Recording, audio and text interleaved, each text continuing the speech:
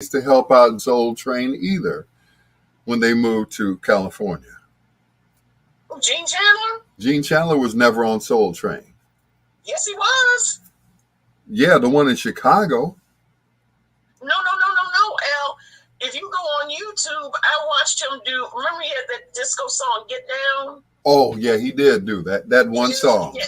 He did. No, he did that in "Please Sunrise" because I watched it on YouTube the other day. But it was the same episode.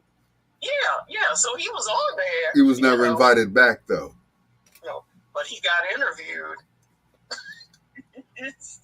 Of course he did. He's a millionaire. Oh. But anyway. Yes. Real quick, because I'm on the air now. Oh, okay. Go ahead. He made a comment today. Today was the memorial service for Mary D. Yeah, I saw that that's up on YouTube. I'm going to watch it a little later. He said that they were blocking to keep him from dating her. Really? Yeah. Well, you know there was a rumor going around about them being together, don't you? Really? Because she dated Gene Chandler. Yeah, well, they said Gene was supposedly, I mean, this was a rumor that was going around at the time, that he was abusive. Oh, well. Yeah. Nobody knows if it's true, but it was like that rumor. Everybody was going, yeah, that's why she broke up with Gene Chandler, because I said, oh, geez, okay. Anyway, on that note, we'll talk. All right, sweetheart, you go ahead. I'll talk to you later. Take care. You too. Bye-bye. All right, bye-bye.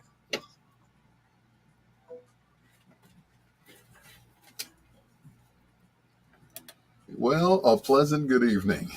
I'm glad you guys didn't hear that while we were on our way to the air. Shout out to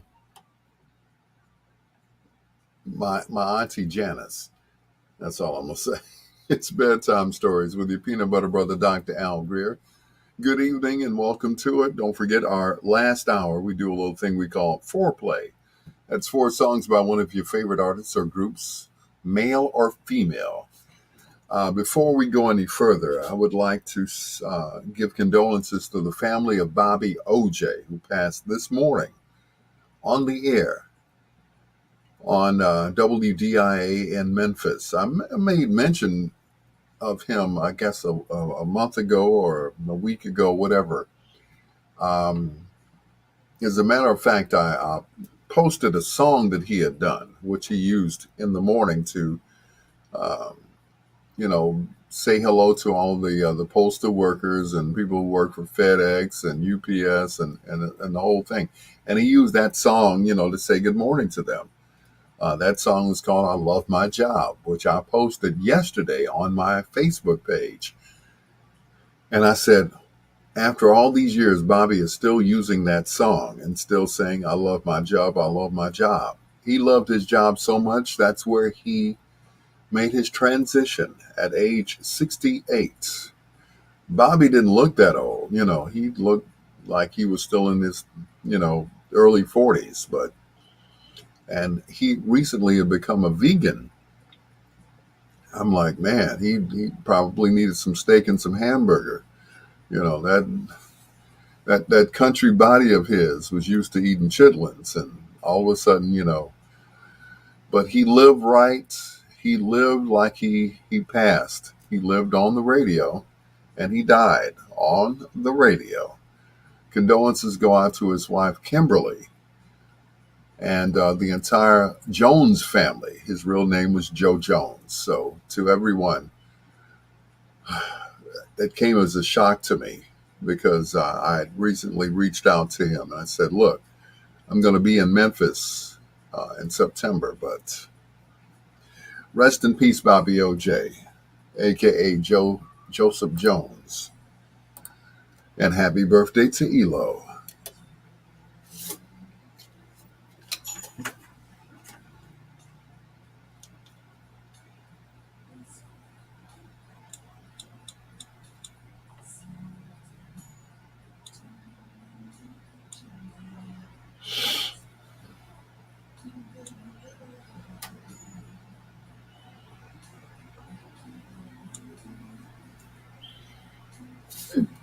Woo, Lord.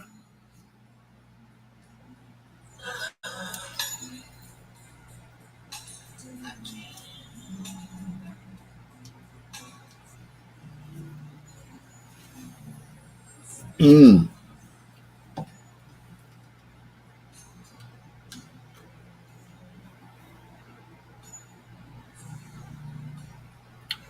Good evening, everyone. Thank you for joining us for this edition of Bedtime Stories.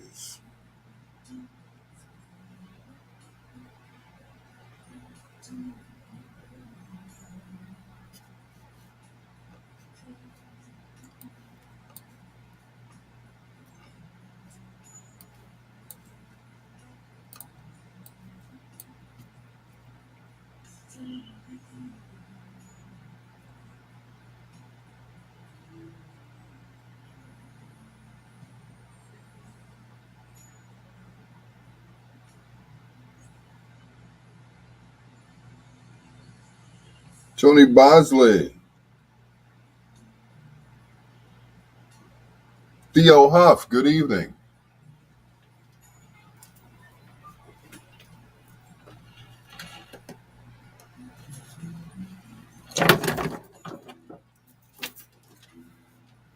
All right, so I'll get mad at the phone now. It's just the phone now.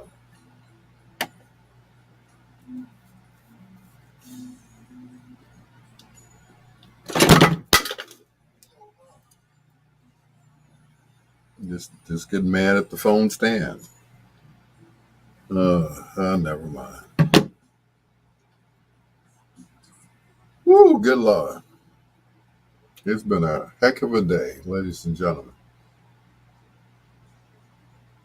All right, where are my comments at here? Nobody yet. Okay. Ken Wadlington, Angie, Theo Huff. Thank you, guys. Thank you so much.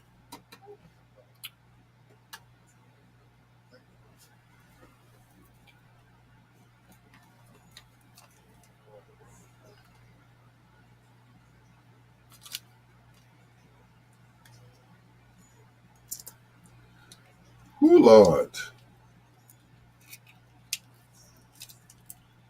What a day it has been, ladies and gentlemen. I don't know about you, but I had to come home and take a nap.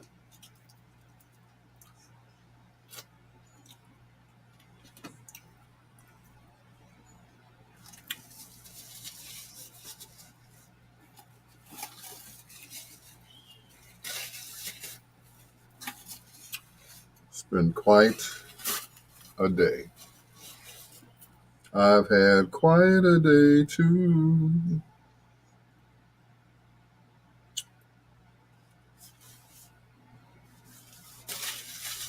Alrighty then. I'm going to eat my dinner in front of you guys.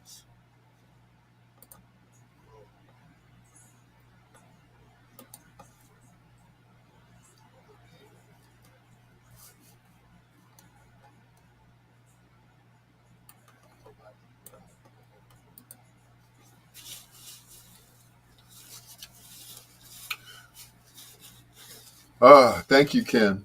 Thank you. Oh, my my mentors are going. They're leaving here.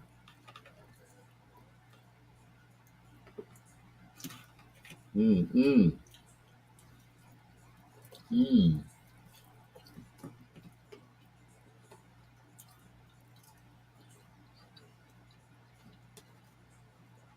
They are leaving here. I don't believe it. They said Bobby died on the air, which is something that Herb always used to say.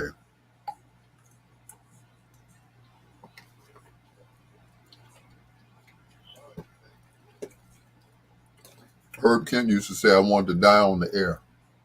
He almost made it. Yeah.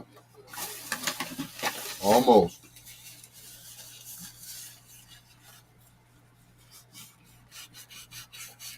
But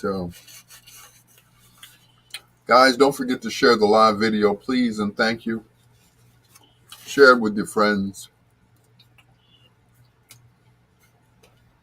You know,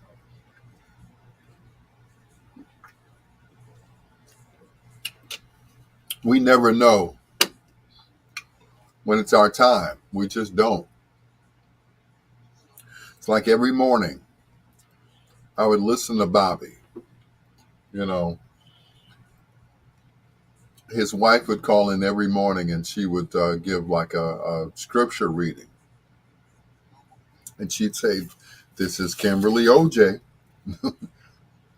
on 1070 WDIA." I met Bobby when I was in high school. I was at South Shore, and I had the idea to interview everybody that I thought was kind of cool that was on the radio. I interviewed LaDonna Tittle. Um, I forgot, Ray Cooper was his name. He's like, "Yo, Ray in the morning." He was on BMX at the time. Um, then Bobby came to BMX, and Ray was Yo Ray in the afternoon, and Bobby was doing mornings at BMX, and he was killing them. It was Bobby, and it was Tom Joyner. Tom was at KKDA and came to Chicago, so they hired Bobby at KKDA. So he was down in Dallas. Uh, Bobby left BMX and went to JPC. No, he went to GCI first. Then he went to JPC. No, it was backwards. It's the other way. He went to JPC. Then he went to GCI. So they ended up hiring Bobby to replace Tom Joyner. So everywhere Tom went, he got replaced by Bobby OJ. So, K Bella,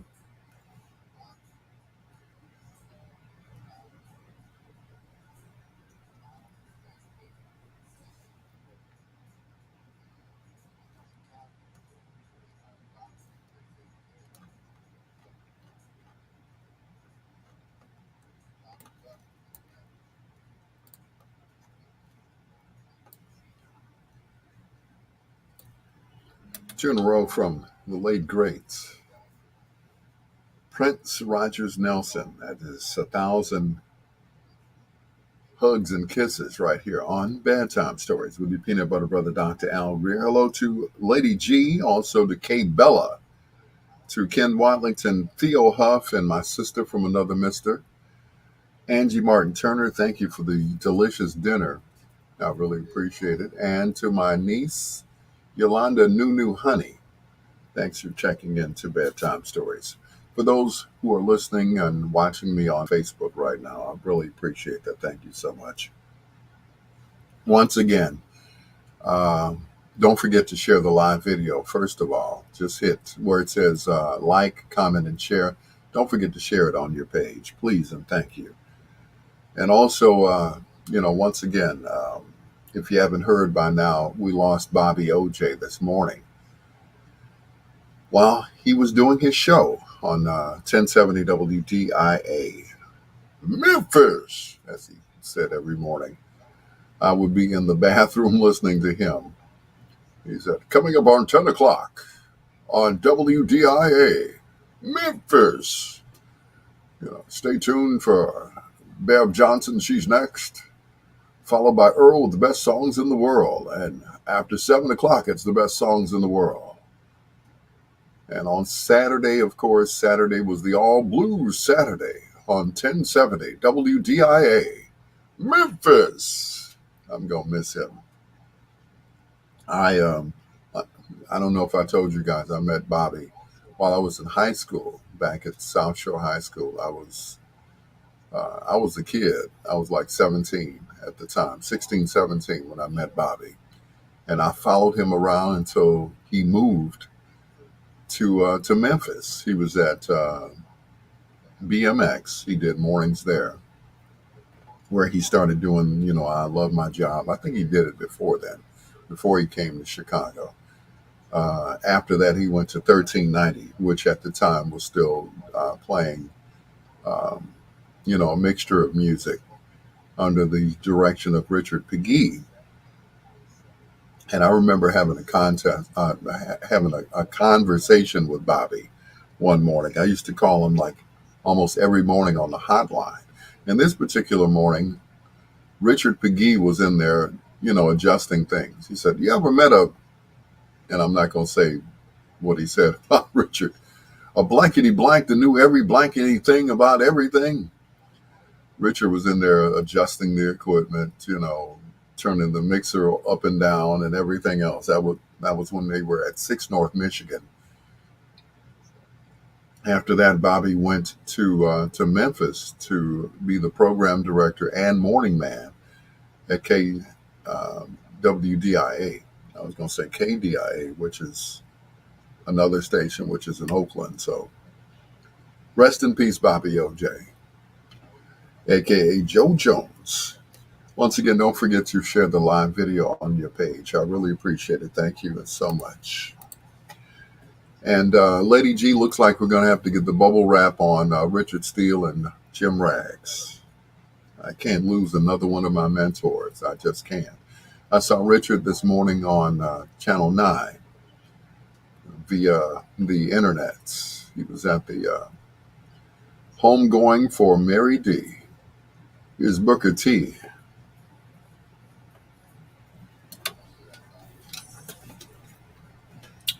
Woo, Lord, y'all, man.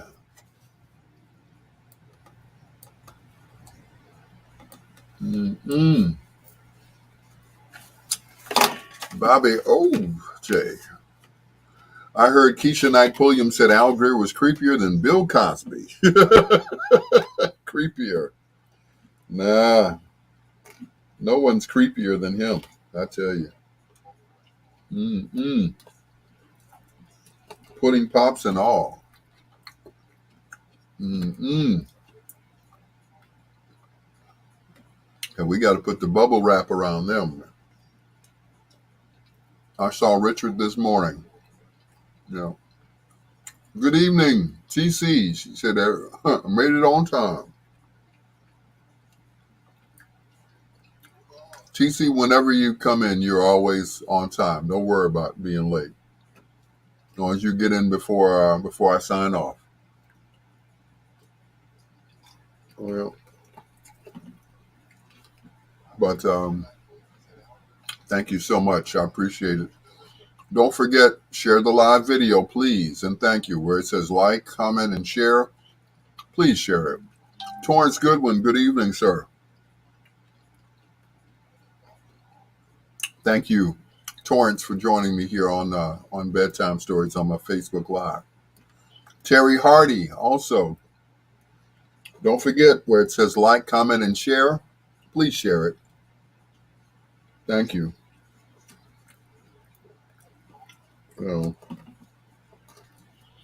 One of these days, I want to be famous like Bobby OJ. They said he was the king of Memphis radio. I'm like, wow. Yeah, put Tom Jonah in bubble wrap too. Yep. Mm-mm. I bet Tom will be at Bobby's funeral. Looks like I'm gonna have to take a trip down to Memphis earlier than I thought I was. I wasn't due to go down to Memphis until September. I sent Bobby a text message. I said, well, I'll be down there in September. I want to, come see you. He said, just tell me, when and where. I said, oh, okay, cool. Now, bear in mind, I have not seen Bobby since I was in high school or graduating from high school. So, we kept in touch throughout the years because I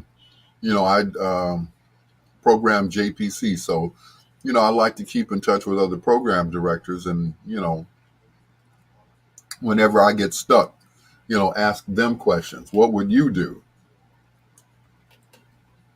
So Bobby always took my phone calls and everything. He remembered who I was. You know, he was just, you know, he was just a cool guy. And I, didn't know if he was sick or not. You know,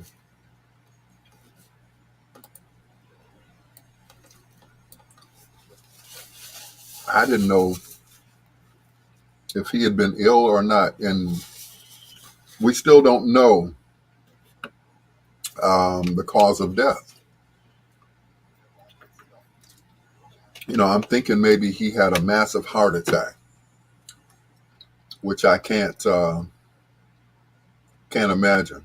They keep working hard. Tom Joyner and Richard Steele could could be half as cool as Casey Kasem, maybe. I know, right? Richard Steele is just so cool. You know, I saw an interview he did along with Herb Kent, Clinton Gent, and Don Cornelius,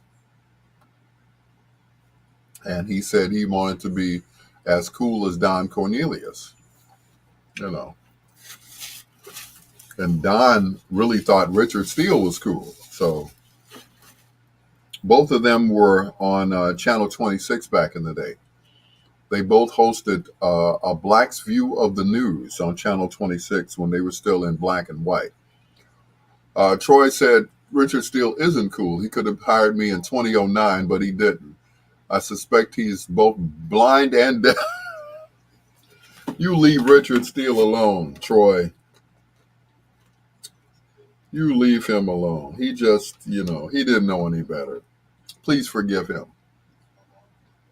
He didn't know.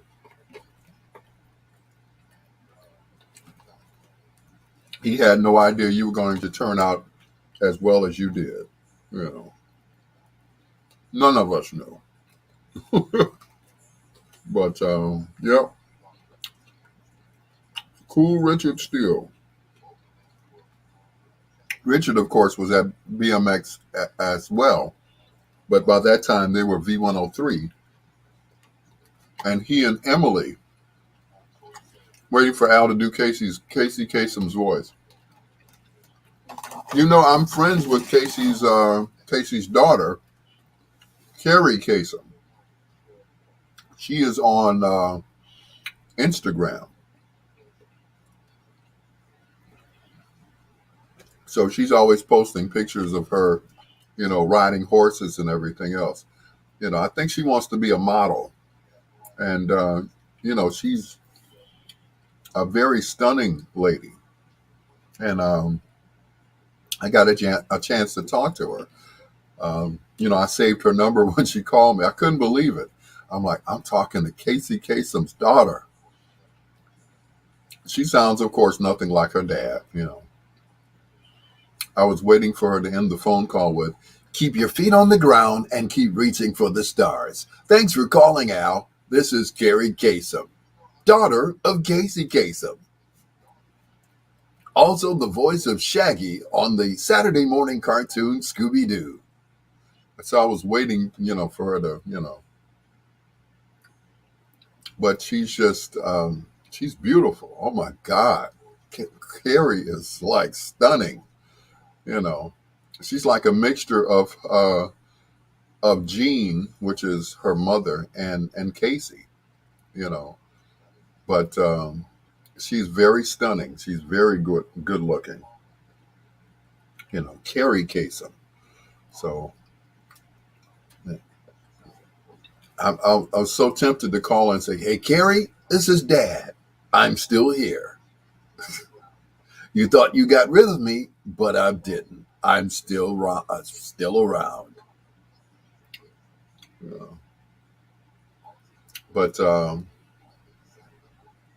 I know, bubble wrap LaDonna too. I know, right? Woo! Please don't get me to talking about LaDonna with that honey coated voice of hers. Oh my goodness!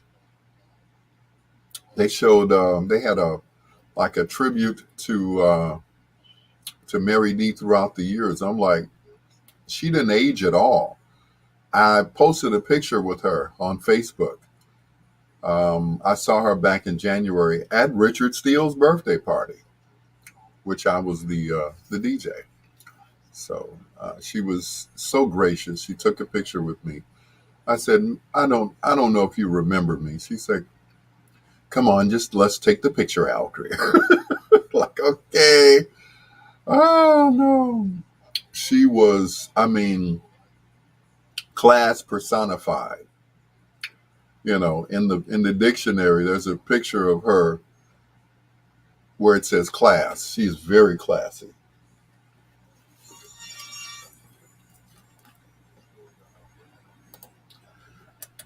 Tower of Power. And you're still a young man right here on Bedtime Stories with your peanut butter brother, Dr. Al Greer. I was just mentioning the homegoing today of the very classy uh, Mary D, and it was like just wonderful. They showed pictures of her with Doug Banks and Steve Harvey. She used to co-host the Bud Billiken Parade every day or every year on Channel 9.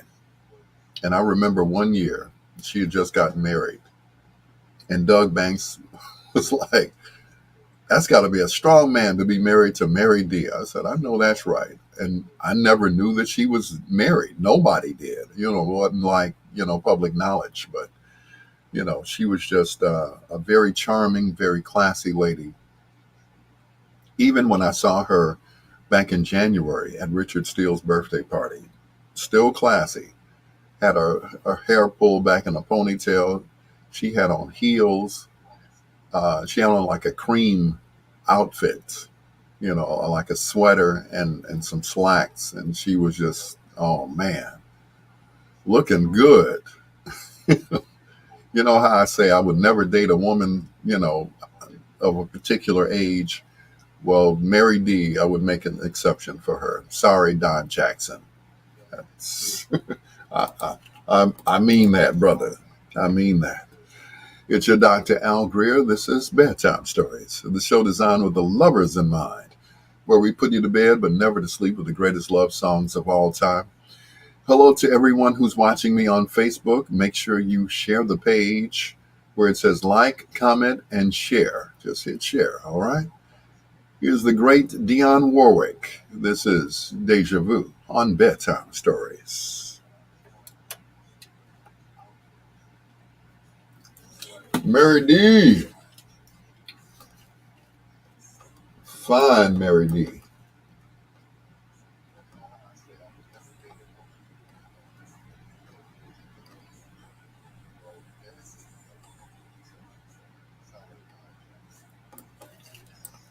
Sorry, Don Jackson, but I and Don's wife who passed, she was very stunning as well. Don has a good eye. Mr. Jackson. I'm sorry, Mr. Jackson. Mm-hmm. Yep. Rosemary Jackson was his wife's name. Very stunning lady. Very. She was my boss at Kennedy King. Yep. She was my boss. She was one of the best bosses I ever had. Sorry, Marv Dyson. She was a better boss.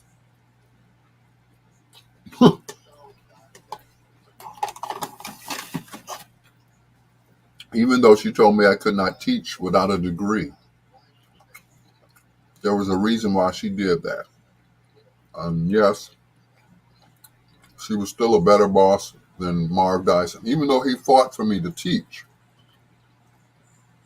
she said, no, Al doesn't have a degree. which was cool because I ran the radio station. So that was cool. Shanita Gayton.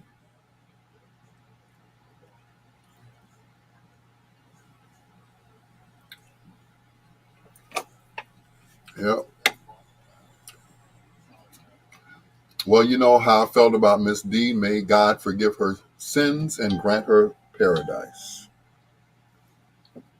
Yes, I know how you felt about her. I do. But once again, she was a beautiful, beautiful lady. Beautiful. Sunita Gayton, good evening. You know, she was, like I said, she was class personified. You know, she was, uh, she was one of the few people that made the transition from radio to television. The other two, Richard Steele and Don Cornelius. Don started out at VON as a newscaster under the tutelage of Roy Wood Sr., of course, the dad of Roy Wood, the comedian. Yeah. So, beautiful thing. Once again, thank you, Shanita. Good evening. Once again, please share the video, guys. Please, please, and thank you. I would have shared it to Mr. OJ's page, but I'm sure his page is loaded up right now with tributes. And and like I said, I had posted his song "I Love My Job" yesterday. I had no idea that he would be gone this morning. You know, usually at 9 o'clock, he opens up the phone lines to, and he's got like a cast of characters who call in. Um, and it's interesting because I know most of their names because they call every morning. You know, they got a Mama P, they got a short, I think, what is it, Short Man Slim or whatever, Big Kahuna, a guy that calls himself Chicago, and they call every morning. Every morning, they got something to say. Weather in the 80s next week. Cool. I'm sure it'll be the same down in Memphis. WDIA, Memphis. But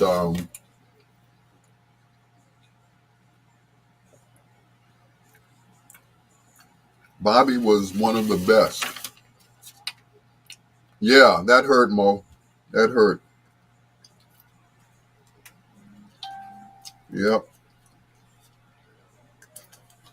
Mo Diddley, what's going on?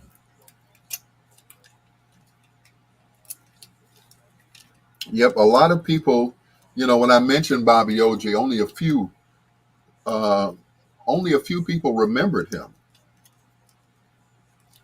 They of course they remember Tom Joyner, but they don't. Excuse me, they don't remember him taking over every time Tom Joyner would leave a station. They'd hire Bobby OJ to take his place. You know, which I was like, how come Bobby didn't go into syndication? Bobby was that good, and I think I mentioned that. I said Bobby was good enough to be in syndication, just like Tom was. I mean, two country boys. But yeah, I remember Oh, okay. Our prayers go out to Mel. Oh Lord. Anyway, I remember I was hanging out with Bobby. We went to I want to say Marshall Fields, and he knew the guy in Marshall Fields. His name was Ben. How do I remember this? So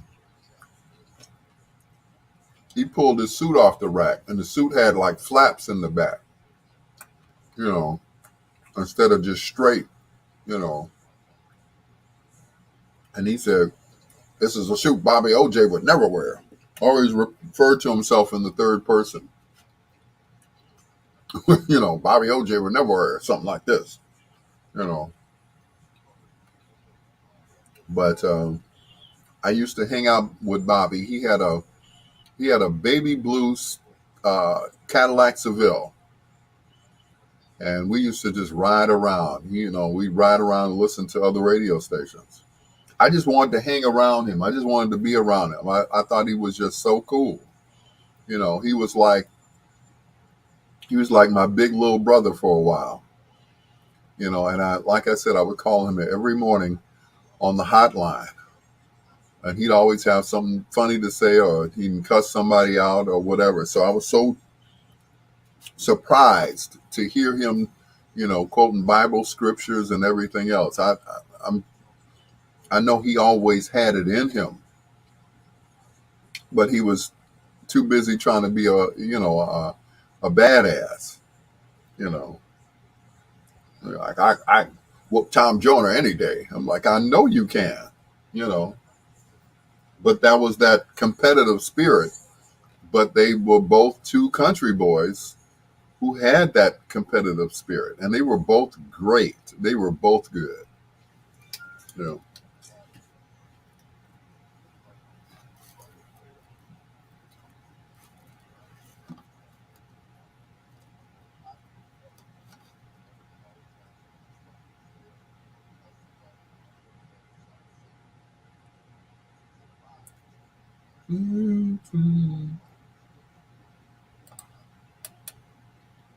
Kenneth Brian Edmonds, and every time I close my eyes. It's your Dr. Al Greer.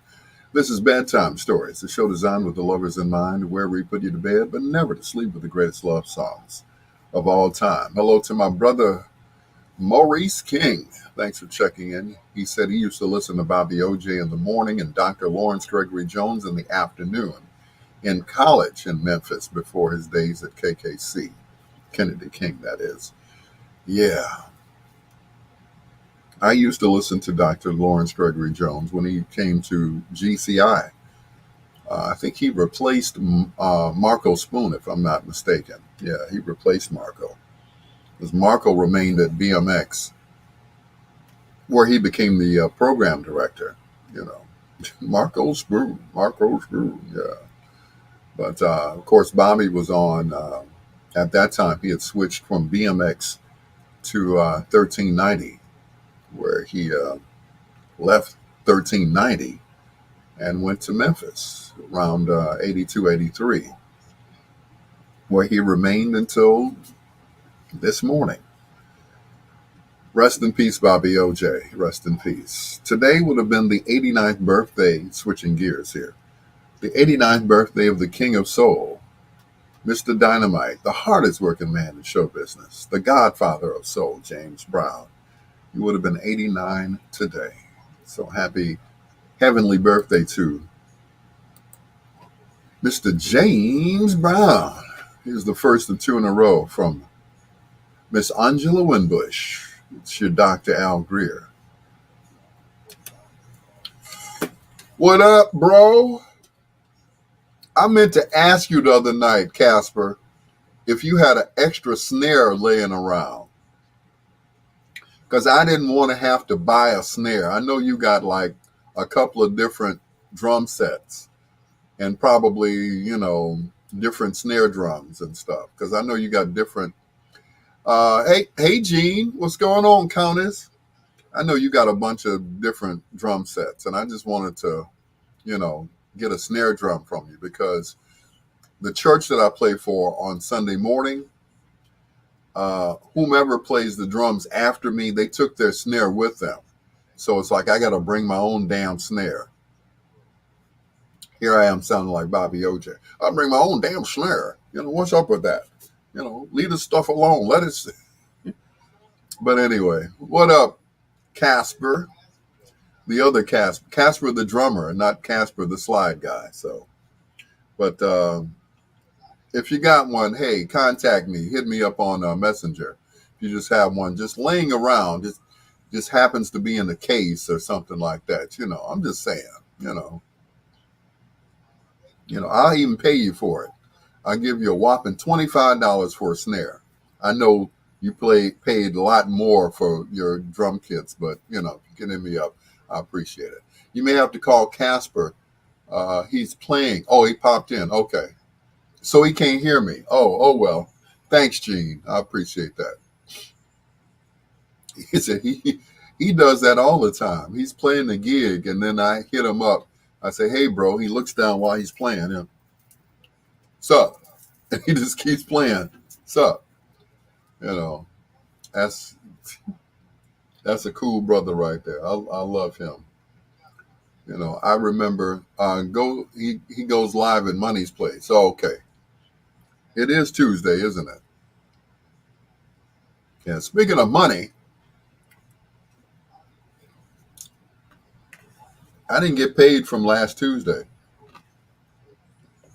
I'm just saying, you know,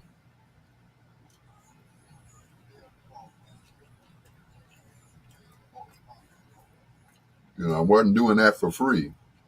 You know, I'm sure the Delphonics and the main ingredient got paid for their performances. So, you know, Lawana, hey, what's going on, Lawana? But yeah, I can't. If he's playing at Money's Place, I know I can't call him. So, because he ain't gonna pick up the phone, especially if he's doing live. So, but anywho, I'm gonna give Robert money another week or to the end of the week to reach out to me and say, tell me the pimping ain't easy. Mm-mm. Troy said, I heard Al sends all of his donations to a company dedicated to shutting down orphanages.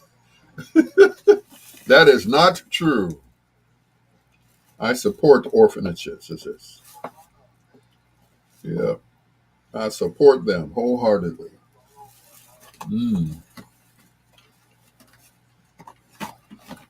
Anyway, thanks, sis, for the food. This is great. Trying to get folks to send in their forms to request ballots at home. Okay. By all means, use this as a platform.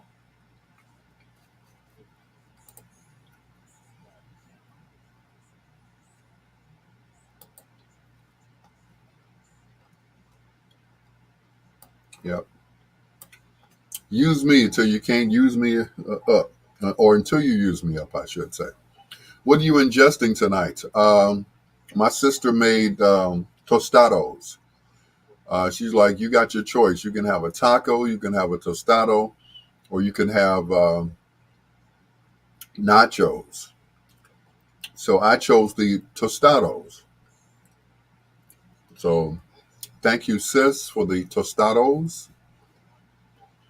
She put extra green peppers on them. Ooh, yeah. Thank goodness I'm sleeping by myself.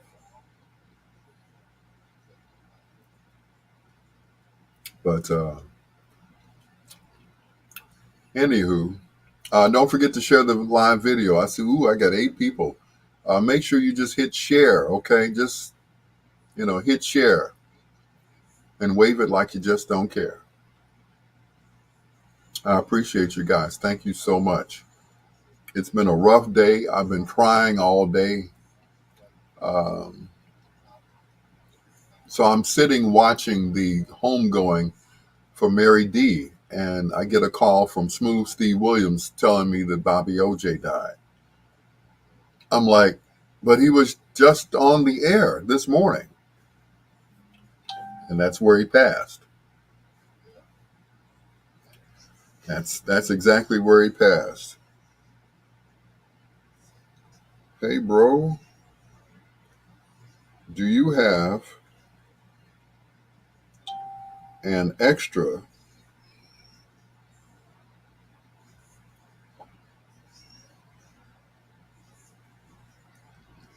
snare that you'd like to get rid of?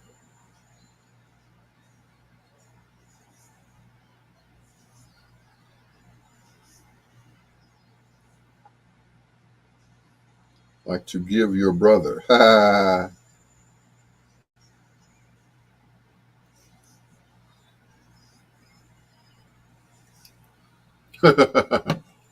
J.B. Pritzker came by here. Did he? Yeah. Well, yabba dabba do. I mean, that's nice. I can't say anything bad about him. He's cool. Every time he's come down to the station, he's like, "It's good seeing you again. What's your name again?" All right, black guy. Okay. No, he's not like that. He's just, please. There's a black guy running against him. He wants to be the new governor.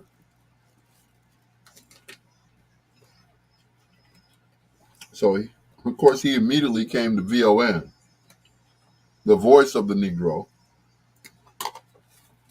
Mm-mm. He loves his job. For real. JB said, I ain't going nowhere.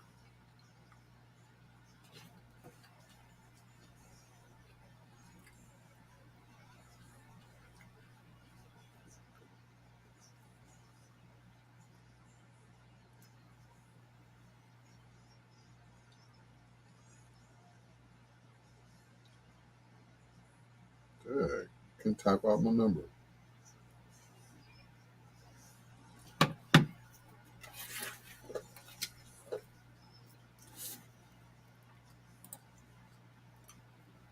Two in a row from Angela Winbush.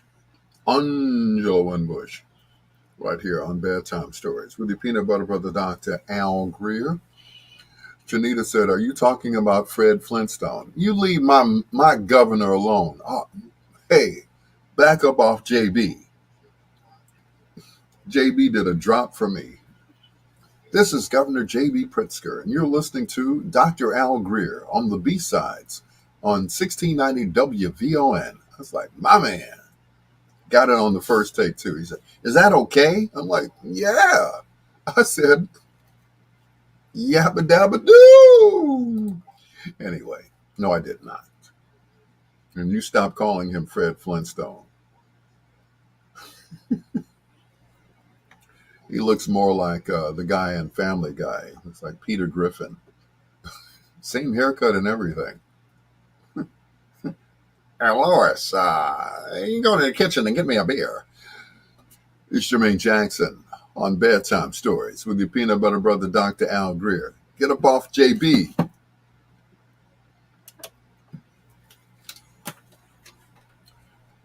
JB, who, come on now, what black person is not going to vote for a guy named JB? Really? Really? His name is JB, like James Brown. Who's not going to vote for a guy with the first initials JB? Good God. He do look like Fred. Oh.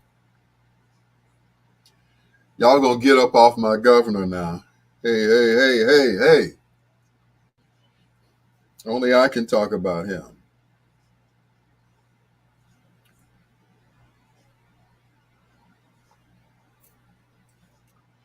Yeah. Shanita say, he do look like Fred. Leave him alone. Mm-mm. And he's a Capricorn. That's right. There you go. There you go. But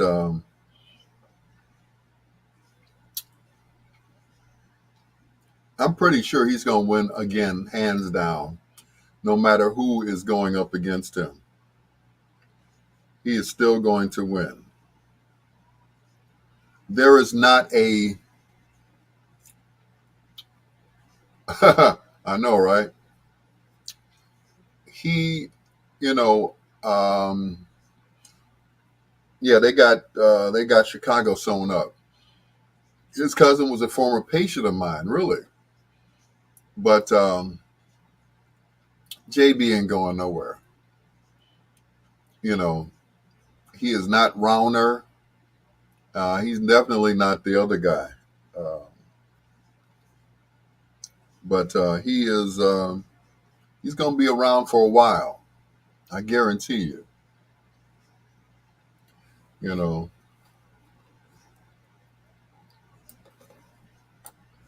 as long as he, yeah, JB got that money.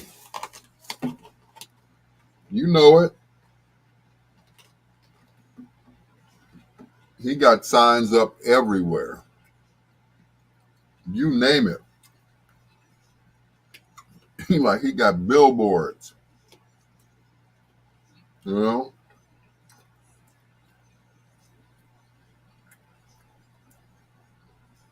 paid for by JB Pritzker. Mm-hmm. Blago. Yeah, Blago. Mm-hmm. Better than Blago?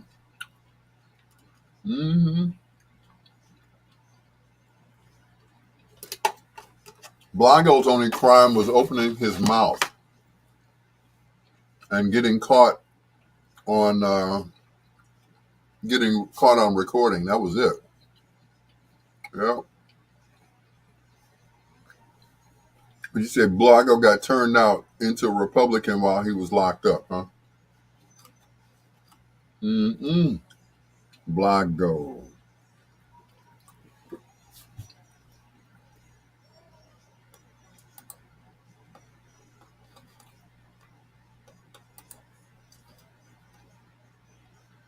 Mm-mm.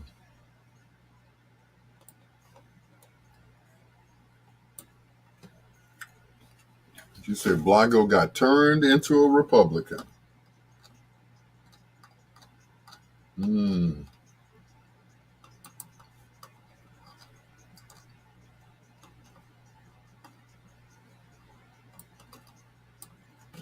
See, if Blago had kept his mouth closed, he still would have been the governor. You know, he was accused of selling the seat vacated by uh, was it vacated by Jesse Jackson Jr. or was it Obama's seat? Which one was it? Yeah. So, oh, you hear that? Thank you, Gene.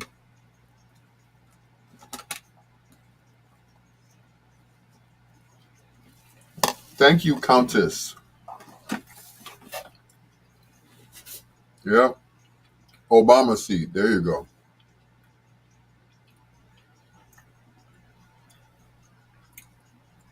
But yeah,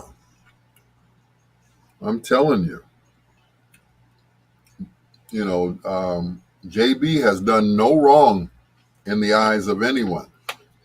I saw JB the other night at the anniversary for Harold Washington, and he was real cool about it. He's like, I saw all these people, and they told everybody, you had 2 minutes to talk. He's he said, I knew very well that it wasn't gonna go down like that. I was like, okay, JB, you've been around the brothers long enough. I heard Al Greer and Barack Obama bought their birth certificates from the same what? Bagda. Uh, oh yeah. You are funny, sir. Yep, that's right. Hawaii. Trump Trump wanted to see uh, uh, want to see Obama's birth certificate. Like, why?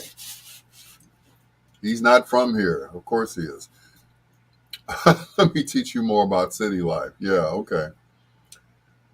Bodega. Thank you. That's what I figured that word was. Bodega. Thank you.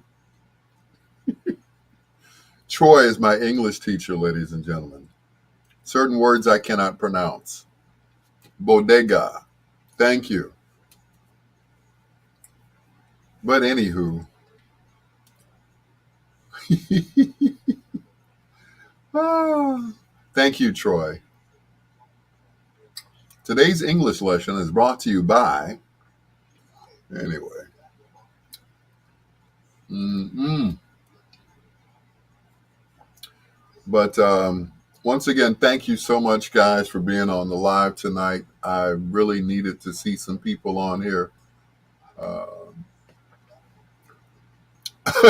jokes are always funnier when they have to be explained. Thank you. Gene said, I want to come to the show in July. Got to talk to Theo. Okay. I would love to see you. So I have to wait until July to get another kiss, huh? Okay. That's a long time to wait, but okay. I'll wait.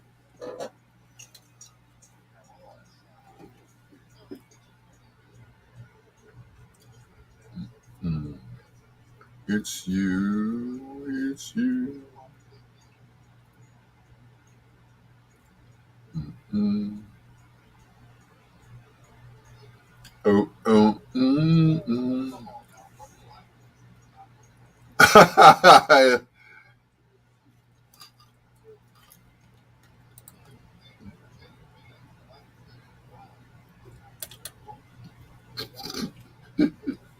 Troy Anthony, you are a fool, sir. It's you from Al Hudson in one way on Bedtime Stories, the show designed with the lovers in mind, where we put you to bed but never to sleep with the greatest love songs of all time. Oh my goodness. Oh my goodness. What a day. What a day. What a day. Man, I still can't believe it. Um, we lost Bobby OJ. For those of you who are just tuning in, we lost Bobby OJ. Bobby was the morning man over at BMX, where he would always say, I love my job. I love my job. And that was his motto, and he loved it. He actually loved his job. He did an interview, and he said, it's the best job in the world, and get paid for it. He said he would do it for free. I said that once, but I didn't say it out loud for anyone to hear me. Anyway, it's Bedtime Stories with your Dr. Al Greer.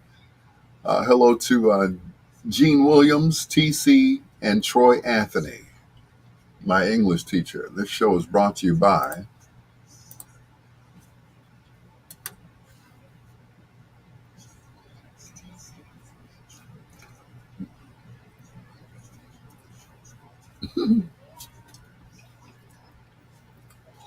She said that was our secret.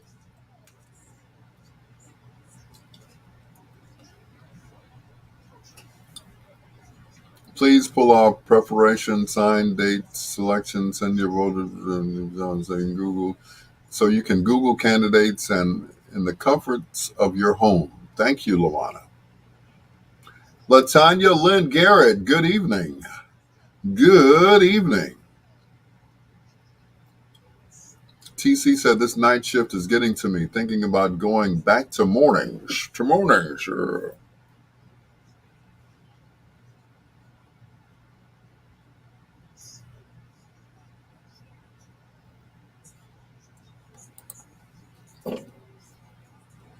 On WOSD Radio DB Chicago, WDLB Indianapolis, and the best music of your life on WRLNradio.com. It's your Dr. Al Greer. This is Bedtime Stories, the show designed with the lovers in mind, where we put you to bed but never to sleep with the greatest love songs of all time. Gene said, you're going to put a bounty on my head. Gene, please. I ain't worried about nobody touching a hair on your head. They have to answer to me. All right? I ain't worried about it. I ain't never scared. I ain't never scared. I guess you don't know who my brother is. Yeah, that guy that was on live with, playing the drums. Yeah, Casper is crazy. Now the other Casper, he's crazy, but he's not crazy like Casper, Darren Casper. Willie Casper is crazy, but he's low key Casper crazy. There's something about them brothers named Casper. I tell you, they crazy, but I'm glad they on my side. I'm glad those are my brothers from other mothers. It's your Dr. Al Greer. This is Bedtime Stories, the show designed with the lovers in mind, where we put you to bed but never to sleep with the greatest love songs of all time, like this one from Anita Baker on Bedtime Stories. Whatever it takes, baby, whatever it takes.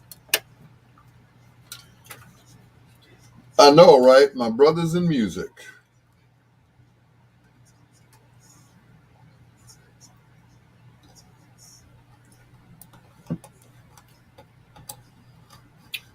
They are, they're some cool guys. I love both of them.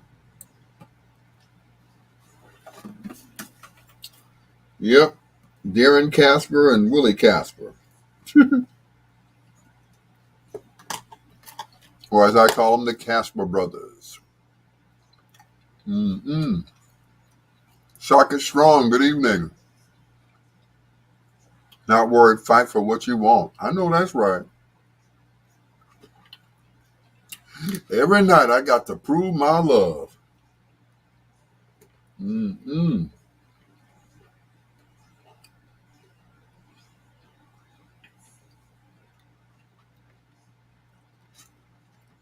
Speaking of which, my thing is, okay, Miss Marilyn and Miss Peaches both did songs on Tuesday of last week. Did they get paid? Hmm.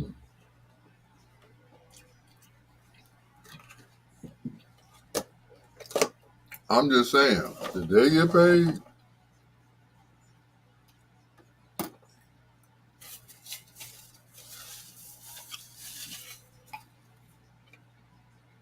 Mm-mm.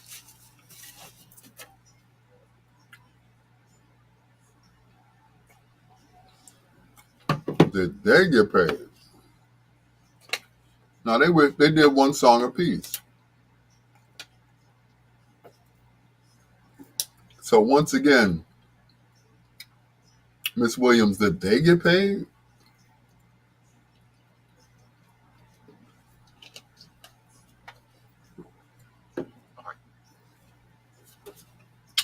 Now he called you to the stage. He said, "Where is Countess? Where is Countess?" By that time, you and Grandpa had left. So yeah, I'm like, for real? Is that what we own? They got paid. If they got paid, it's gonna be one. It's gonna be one. You know. You know. You made an appearance. Yeah. Find out. Yeah. If they got paid, hey.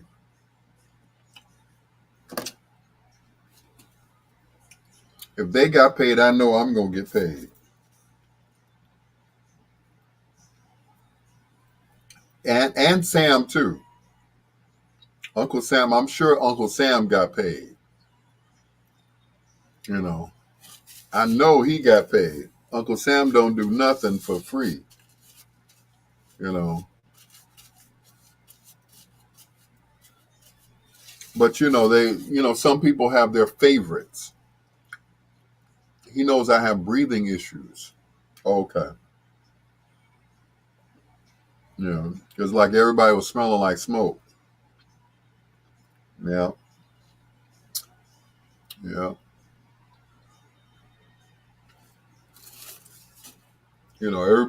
Everybody had smoked before they came in there. It seemed like everybody smelled like a carton of cigarettes or a bag of weed, whichever. Everybody was, mm-mm. When's Mr. Barnes' service? I don't know. I haven't heard anything yet. Um, that service is going to be as big as Purvis Spans, I believe. But you say I'm God's favorite. I heard that. Yeah, I'm sure that's going to be a big funeral. You know, every club he's ever owned, you know, clubs, motels, everything.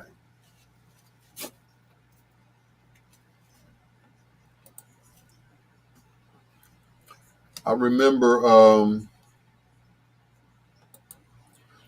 I met him. I was DJing at the Dating Game. You might come back to Chicago. Come on home. I was DJing at the Dating Game, right? And I left the DJ booth to go use the bathroom. And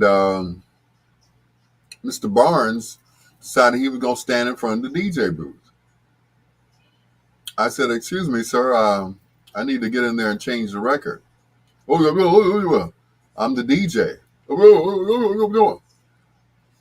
This song is about to fade out in exactly 55 seconds. He looked at me. I looked at him. He stepped. He stepped aside. I went in there and changed the record. That was my first dealing with Mr. Barnes. I could not understand a word he was saying. Troy said Cab Calloway is lucky to have been in the Blues Brothers. Nobody would have known him otherwise. Hidey, hidey, hidey, hi. I was dating a game doll too. Really? You were a game doll. Oh, you were dating game doll. Oh,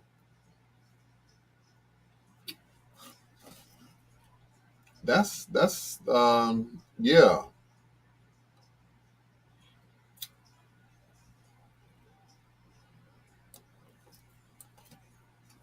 A dating game doll. I remember those. Just like the Taste Kittens. They had dating game dolls. Okay, I got you. But yeah, Mr. Barnes, man, I couldn't understand a word he was saying. But that's okay. He was yep, he was a great guy.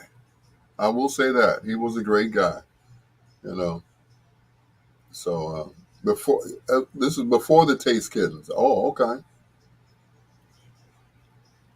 That's what's up.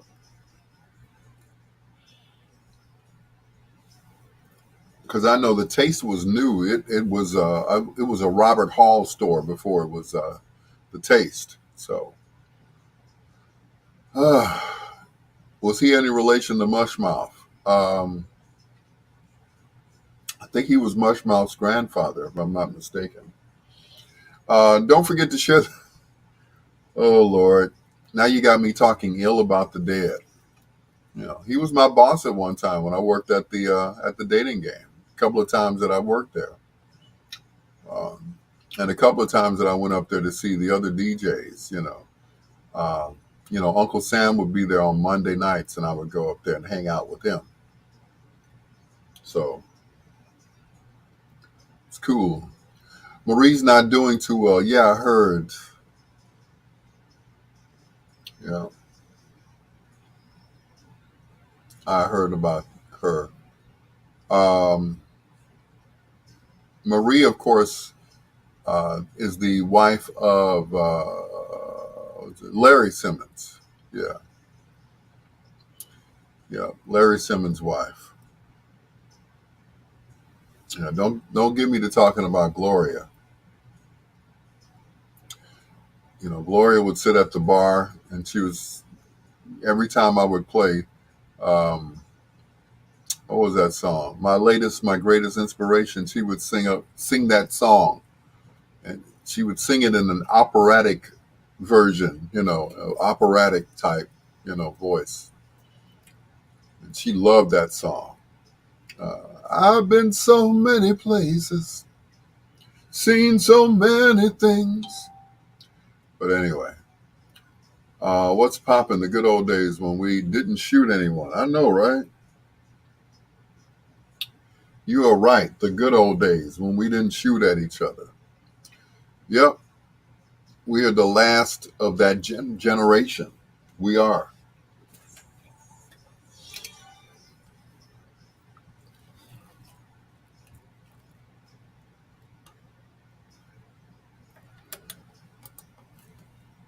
Johnny Gill from DC and Quiet Time to Play. It's your Dr. Al Greer. This is Bedtime Stories, the show designed with the lovers in mind, where we put you to bed, but never to sleep, with the greatest love songs of all time, right here on the internet. Hello once again to Jean, aka Countess, Lady G, aka Lady G, and and everybody else. Thank you so much for joining me on my live. Ken Wadlington, he was on here earlier, and a cast of thousands, as always. My brother from another mother, Maurice King. Thank you so much. I appreciate you guys because I need the support right now. I've been crying all day. I uh, I don't know if you guys heard. Some of you are probably tuning in right now. We lost Bobby OJ this morning. He was at a station in Memphis, Tennessee, 1070 WDI, one of the oldest black radio stations, of course, next to WVON. It's the station that B.B. King got his start as the Beale Street Blues Boy, as well as Rufus Thomas. He was a popular DJ on that station as well. A.C. Williams, which is another one. And Bobby said in the interview, he said he got a chance to meet all of those great people. And he said, as a kid growing up in Mississippi, he got a chance to listen to WDIA, which is a 50,000 watts AM station, which goes all over the world. Well, now they go all over the world. Well, not all over the world. I will say all over the U.S. But now they go all over the world via the iHeartRadio app. And I listen to Bobby OJ every morning. And I've noticed this morning I didn't hear him talking a lot. He said he went to open the phone lines at 9 o'clock and didn't hear anything after that. Nothing. I guess he put it on auto and sat back and went to be with the Lord, you know. But anyway, rest in peace, Bobby. Rest in peace. Here's GQ. I do love you. It's your peanut butter brother, Dr. Al Greer. This is Bedtime Stories.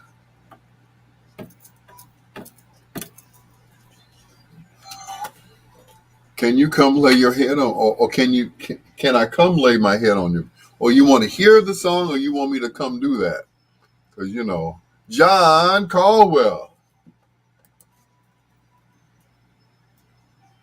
Lay your head on my pillow.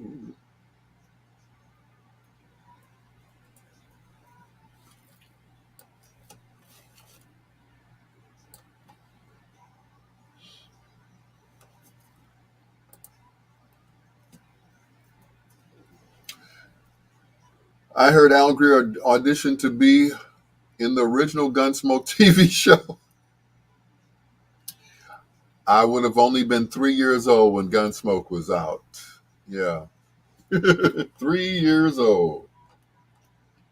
3 years old.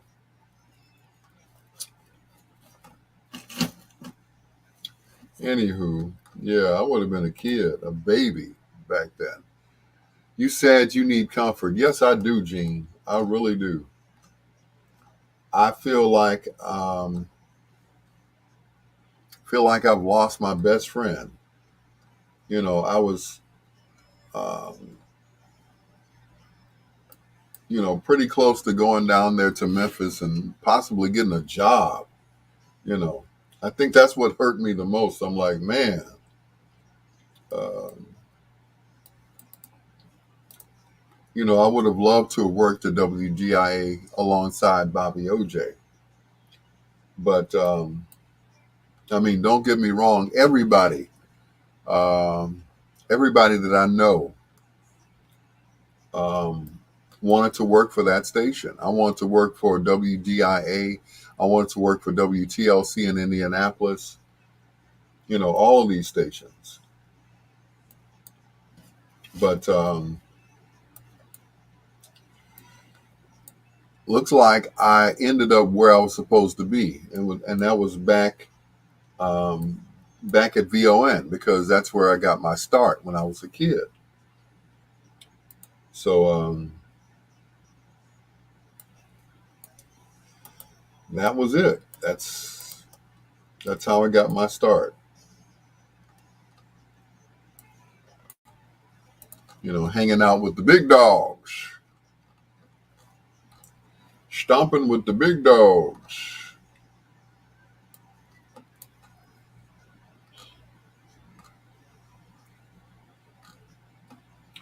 But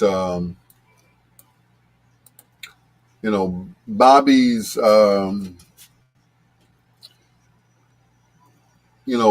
it's like once you're in Chicago, once you do radio in Chicago, you're forever linked to Chicago.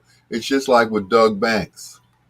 No matter where Doug went, they always used to, see him and say, how's GCI doing?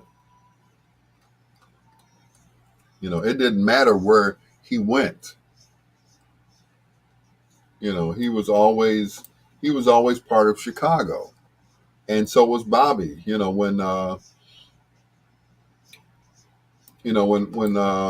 Purvis Spann died, they were talking about it on WDIA. He said, "I never got a chance to work for Purvis." He said, "But my cousin, Joe Jones, what was his cousin's name? I forgot his cousin's name. Bob Jones. He worked for Purvis Spann at one time when he changed VON to WXOL. So he got a chance.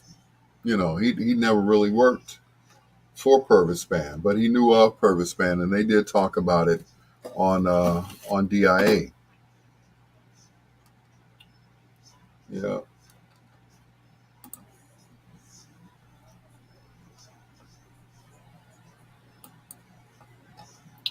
yep, they did talk about it.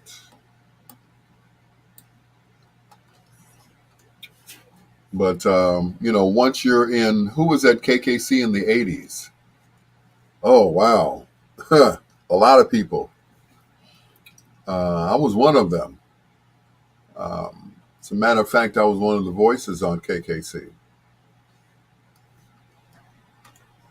So yeah, I was one of the voices of WKKC back in the day. Because I remember me and my sister were across the street. We're listening to the radio. We're across the street in the park, listening to a radio. And there was my voice. I'd never heard my voice before. Yep, Rick Crum was on there. I need to do a sound spot. Okay, cool.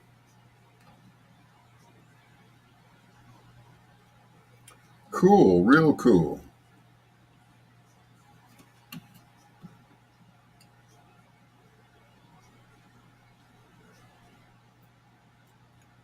But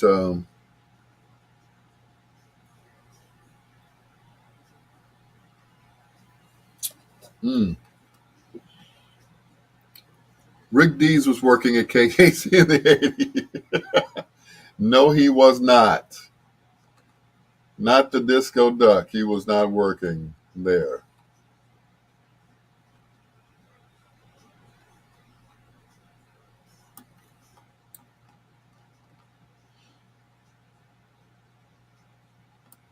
Don't believe it. Don't believe it. Don't you believe it. I will have to talk to you about a scary story about when I was there. Wow. Yeah, remind me to remind you about that story. Yeah.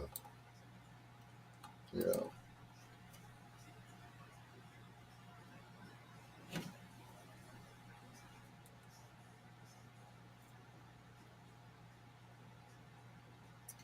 The king of Memphis radio.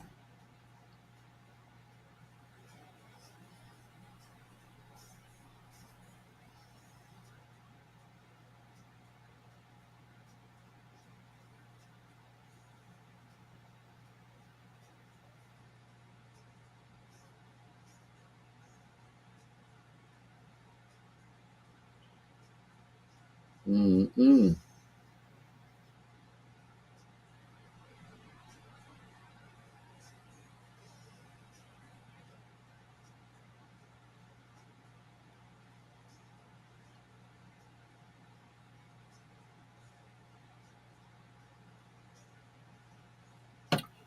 I went to KKC around 82, 83, and had to drop out because my mother had gotten seriously ill. You remember the classroom between the radio station? Yes, I remember that. Oh boy, do I! Oh man, mama, do I remember? Those were some good times. Those were some good times back then. You know, that building had a lot of history in it. A lot of history. A lot of um,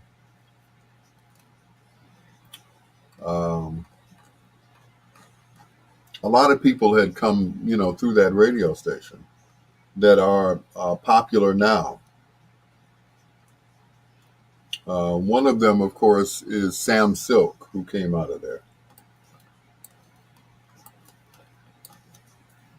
Yeah, Sam Silk, Richard Deal, who became Sean Knight, was there. Just a whole lot of First Lady. She came out of KKC. A whole bunch of people, and I got a chance to, to be with them. Yeah,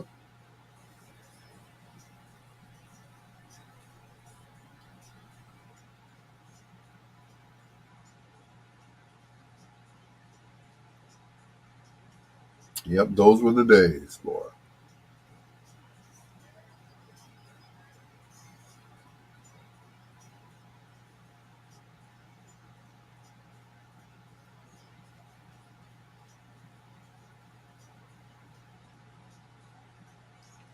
Those were the days.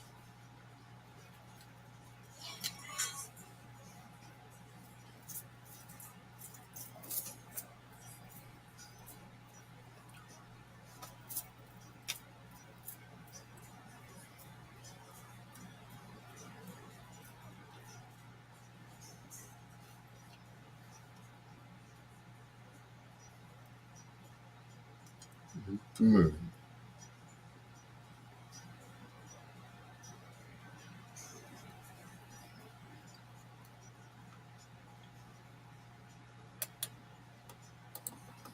For Countess, Tony, Tony, Tony, lay your head on my pillow.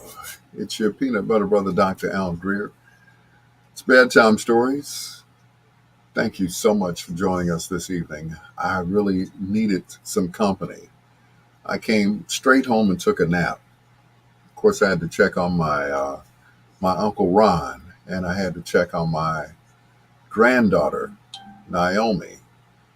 Um, I don't know if you guys know, but my granddaughter has seizures, so they gave her some sort of seizure medicine, and the seizure medicine was making her hallucinate. She's 6 years old. She shouldn't be hallucinating about anything. So I had to call. I talked to her earlier, and then I called before I left work. To see if I needed to come over there, but yeah, because her nana was going to take off work as well. So I'm like, okay, at least one of us should go over there and see her. And, you know, that's my baby right there. Anybody that knows me, that's my baby from the time she was in my arms. Y'all know how I feel about some Naomi. I love my other grandchildren. Don't get me wrong. Don't get me wrong. I love my grandchildren. I really do. I love them so much. But that one right there, Yeah, that one right there, that little chocolate drop right there. I will, yeah. Mm. I remember putting her to sleep at night. She would cry, and Daddy, she won't go to sleep. I said, give her here. And Pawpaw would sit up there and sing to her. And to this day, she knows the songs that I would sing to her. She'd be crying, and I'll be singing, ah.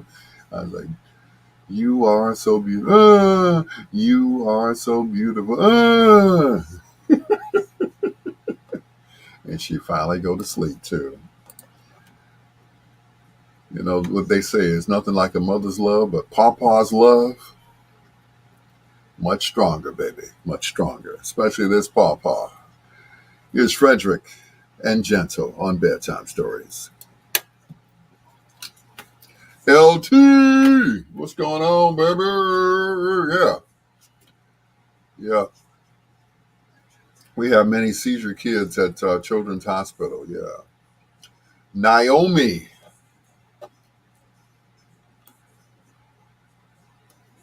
that is Pawpaw's baby.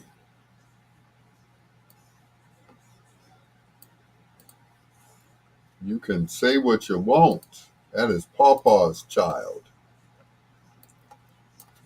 Now, my granddaughter Mimi, they're the same age. They're both 6. But Mimi is like my spitting image. I'm like, oh my goodness. How did that happen? My granddaughter Naomi looks exactly like me. Now my daughter Larice looks like me, but that Mimi, Miranda looks just like her pawpaw. I'm like, oh my God, she's got my grill and everything. Po baby, right? I was like, oh my goodness. That that right there, that is my twin. Greg Dorsey, what's going on? Chef Greg, having fun. I'm at a sleep study. I won't be able to stop being on the radio. Okay. LT said nothing much. Please keep my high school classmate and your good friend Tony Bailey in. She's having surgery tomorrow. Yeah, I heard about that. She said she's been having headaches all week. And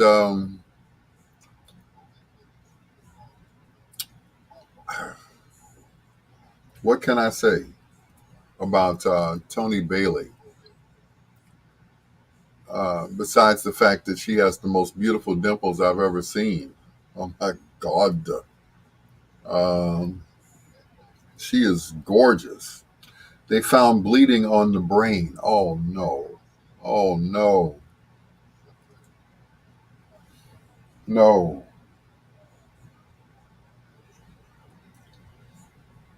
Mm.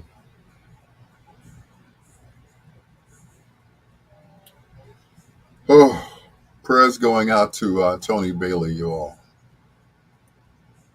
I'm like, nobody should have a headache for a whole week. They just shouldn't. So our prayers go out to Tony Bailey. Um, name of her company is called Bailey Beautiful. She's about to open up a uh, what I'd like to call a pamper shop for men. I'm like, wow, that's a great idea. So she already has her logo and everything. You know, she's supposed to be starting sometime in June or July. I said, I want to be your first customer. So I'm gonna just let my toenails grow over my feet, so over my toes, so she can hook me up. But anyway, um, thank you, Jean. Yeah, please, God heal her. She's a beautiful, smart woman with pretty feet. Oh my God. Yeah, she is very talented. I I first saw her. I was at the Grand Ballroom doing a party, and before that, we had only talked on Facebook. And when I actually saw her, I'm like, she is as beautiful as she is smart. She also does catering as well. So she's well rounded, self supportive, independent, all of that stuff. You know, and I ain't gonna lie, I tried to holler at her, and the night that I tried to holler at her, I just knew I had it in the bag. And this is what happened. That same night, LT, I met her up at the dating game, and I was going to seal the deal that night. But then my daughter Annika called me and told me that she was fighting with her boyfriend, her then boyfriend, whom she ended up marrying. And I'm like, Daddy, come get me. I'm like,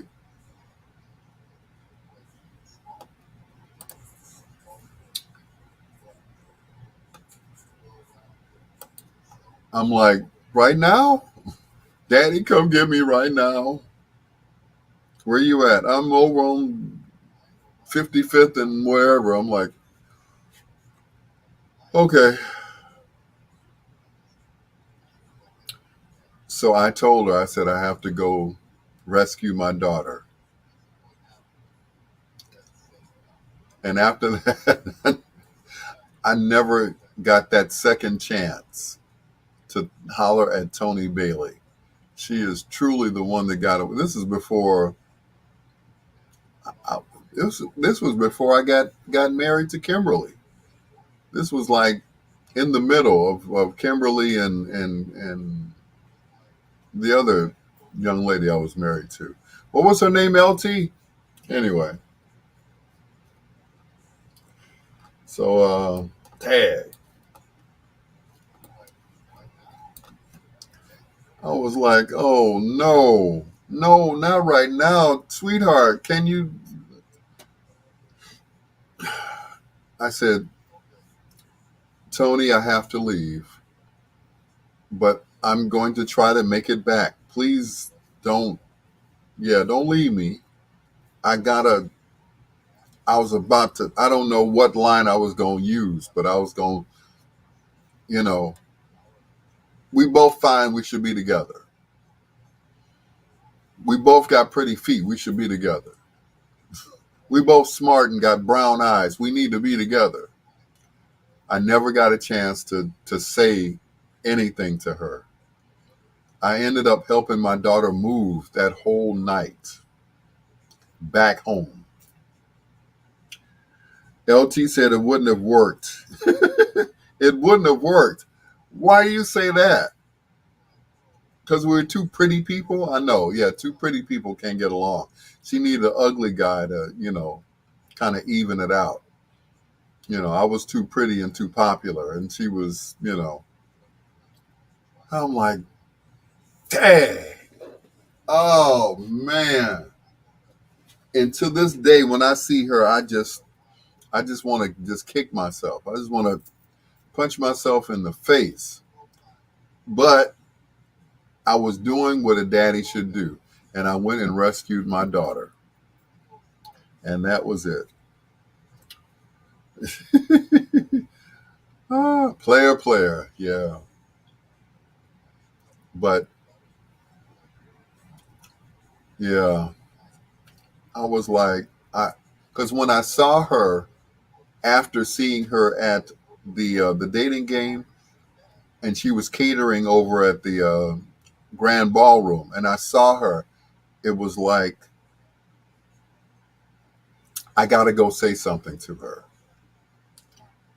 And at that point, I didn't know what to say because you know, she found out Al was into other dudes. But anyway, and I would run into her. I ran into her at the DuSable Museum. Shut up, Troy. And that was it.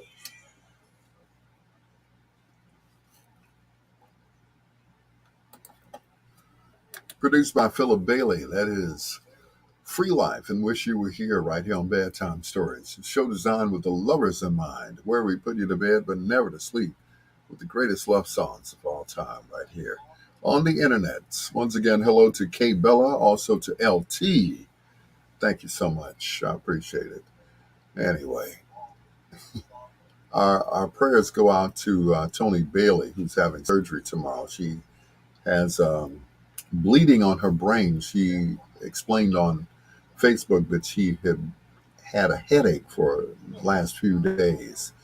A headache shouldn't last that long, you know, even after taking a leave, because I'm a big Aleve fan. I will take a leave for a hangnail. I love that medicine.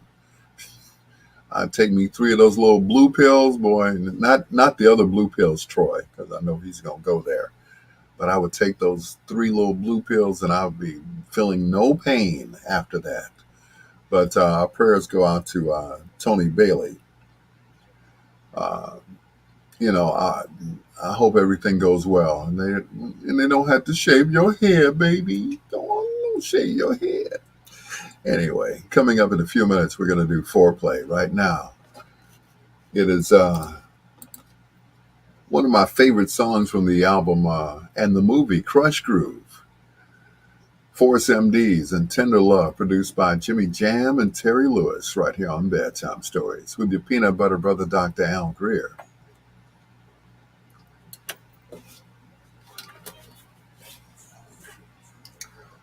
Woo!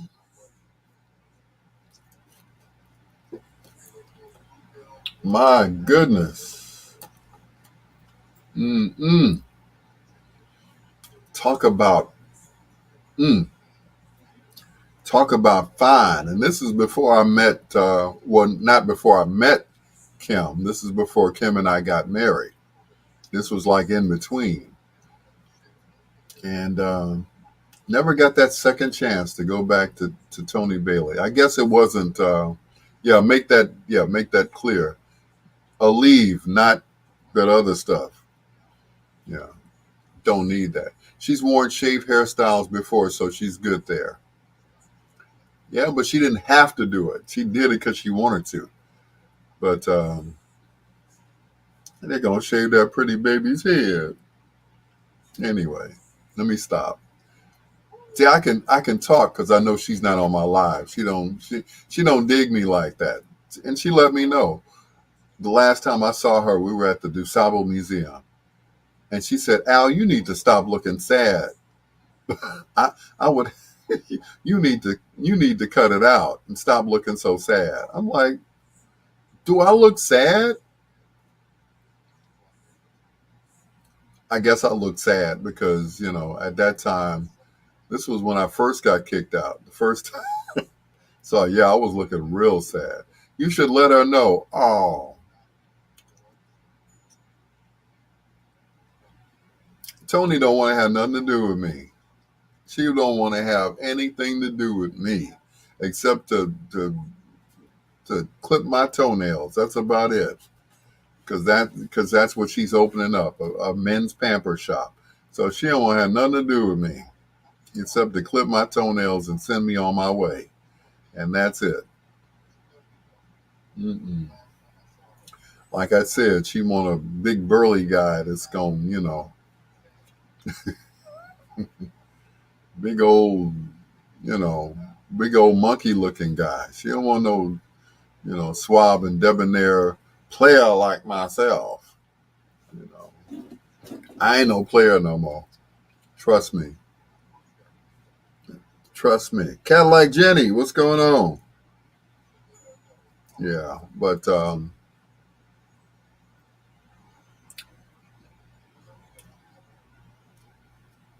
Tony Bailey don't want to have nothing to do with Al Greer. Nothing. Her and what's the other girl?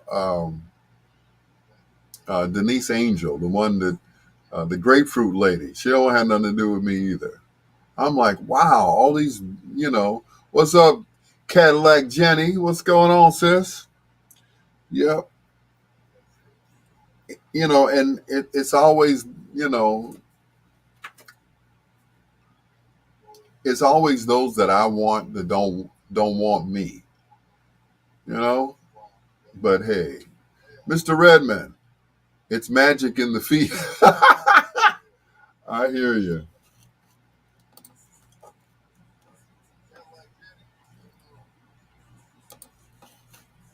Mm-mm.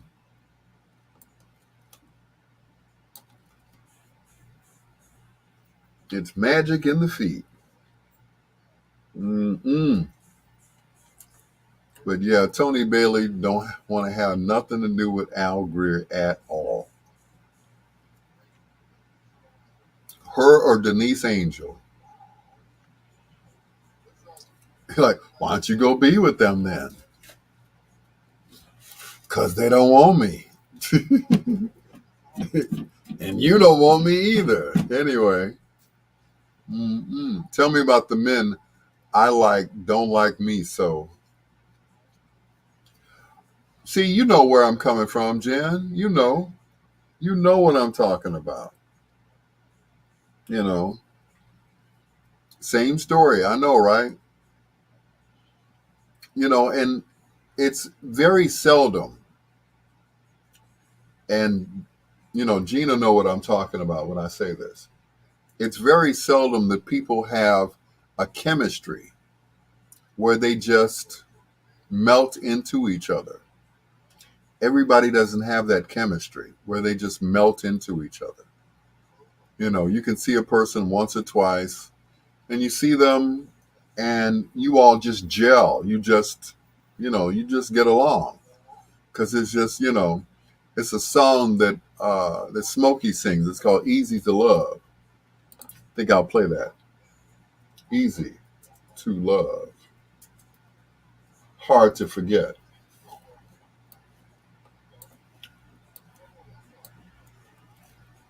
But it's not often that you gel with somebody. You just, you see them.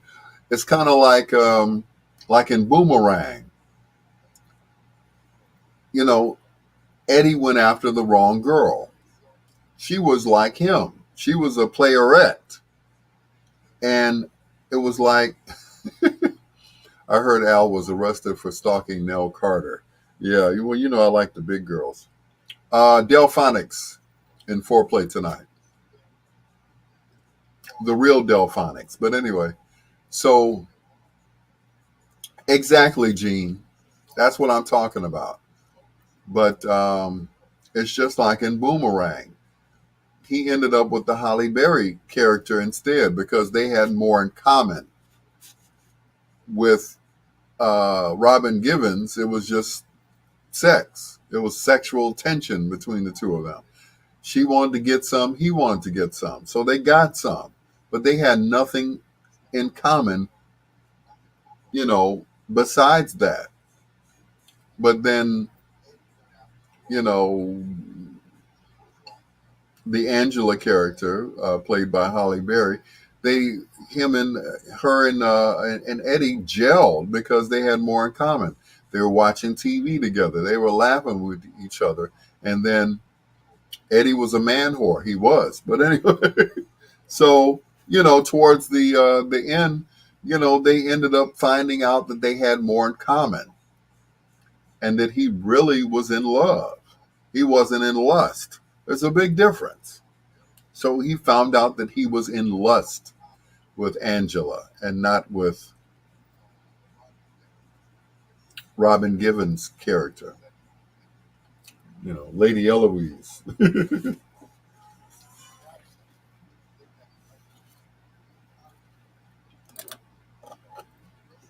Earth, Wind, and Fire, and Can't Hide Love, right here on Bedtime Stories.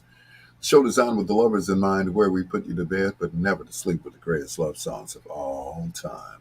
Saying hello to Uncle Ron, who's checking in on Facebook. You guys can check in on Facebook as well. It's Al Greer on Facebook. Al, Greer. That's it. Just that simple. No doctor in front of it, just plain old Al Greer. Coming up in about let's see, it's about 15 minutes. We're going to do foreplay right here on Bedtime Stories. Once again, hello to Uncle Ron. I had to run over there and rescue him tonight. He had no idea I was on my way to his house anyway. which was so cool because he kept putting me on hold. He said, "Hold on, man." And I was telling him how to hook up the equipment. He said, "Hold on, man." He kept saying, "Hold on, man." I said, "Look, I'm just going to have to come on over there." He said, "Hold on, let me check something." I said, "Okay, this goes to here and this goes to there." And by that time, I had made it to his house. I said, "Well, just open the door and let me fix it." Oh, so he came and opened the door, and there it was. And it took me all of what, 3 seconds to figure it out. He said, "See, man, I'm getting old." I said, "We're getting old. We're getting old. It's just certain things I remember, certain things, you know." Anyway, like this song here, which was co-written by a guy by the name of Isaac Hayes. This is "So I Can Love You" from Chicago's Own Emotions.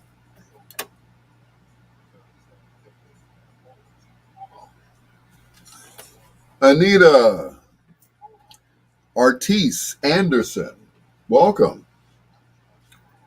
Artis Anderson. You're welcome, Uncle Ron. You are so welcome, man.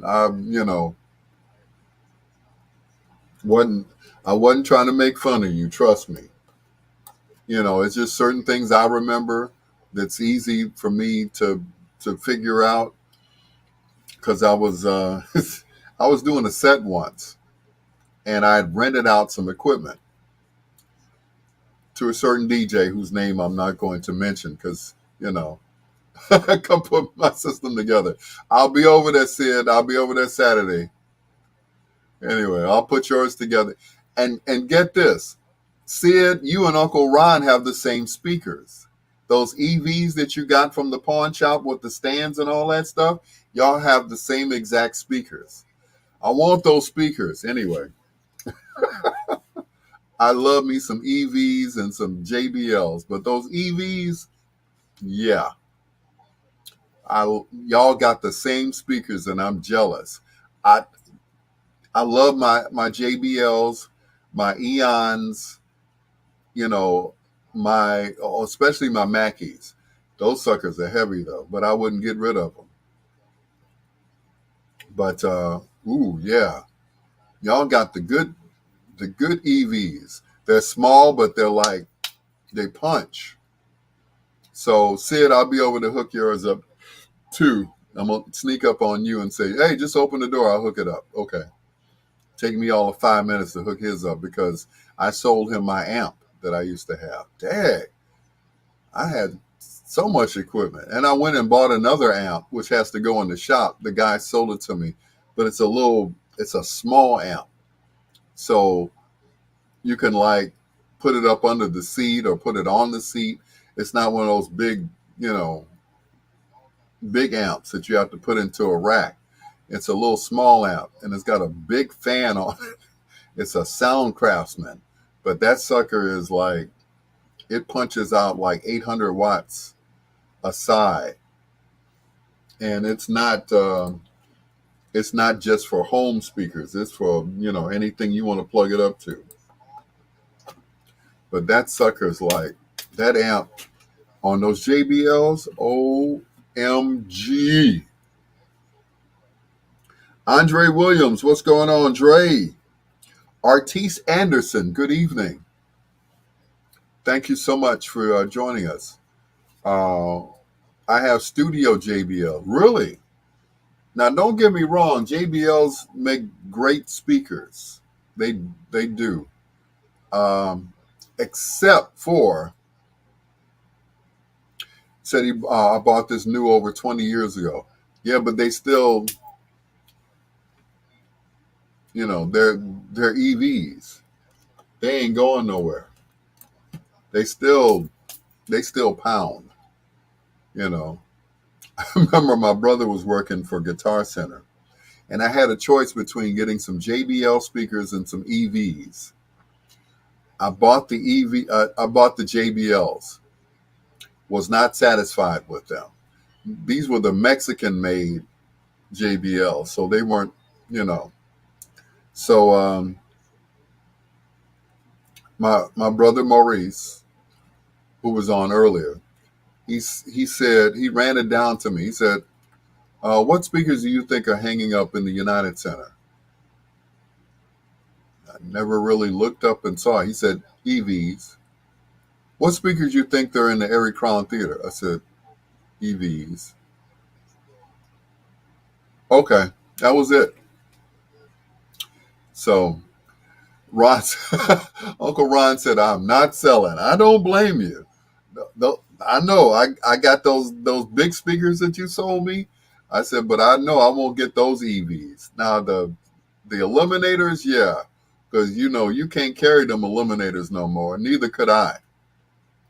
So, but I know them EVs I ain't gonna get as long as you still here. So, TC said I have some Bose home theater and Bluetooth, and man, it's like a party over here every time I cut it on. I know that's right. Yep. I had a pair of Bose headphones. Them headphones gave me a headache. I've never. I mean, these are great. These are Tascams, but those Bose, it was like I never felt so much bass. It's like it gave me a headache. My neck was hurting. There was so much bass in them.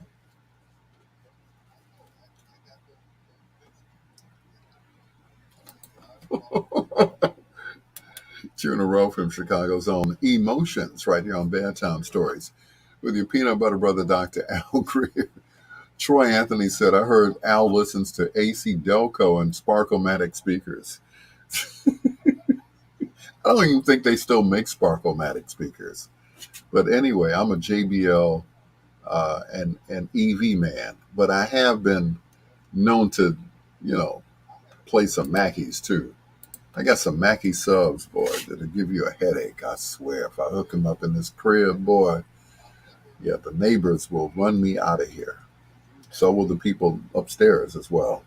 It's your Dr. Al Greer. We're just about 8 minutes away from foreplay right here on Bedtime Stories with the Ebonies, and it's forever.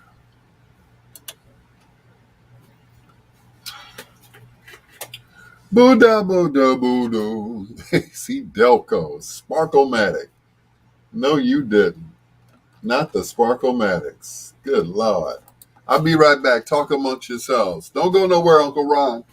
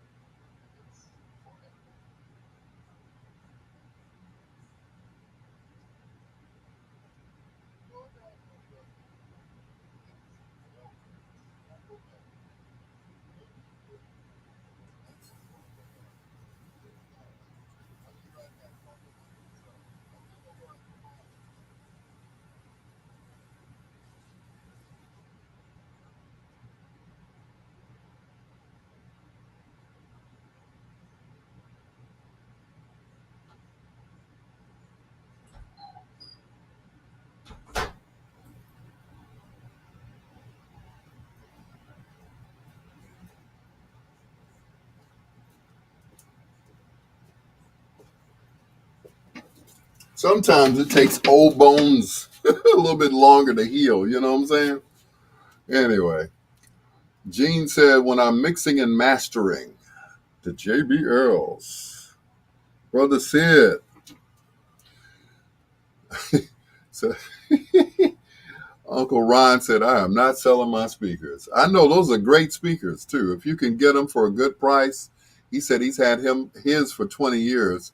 I know Sid has had his for a while. He got them from a pawn shop, he said, with stands.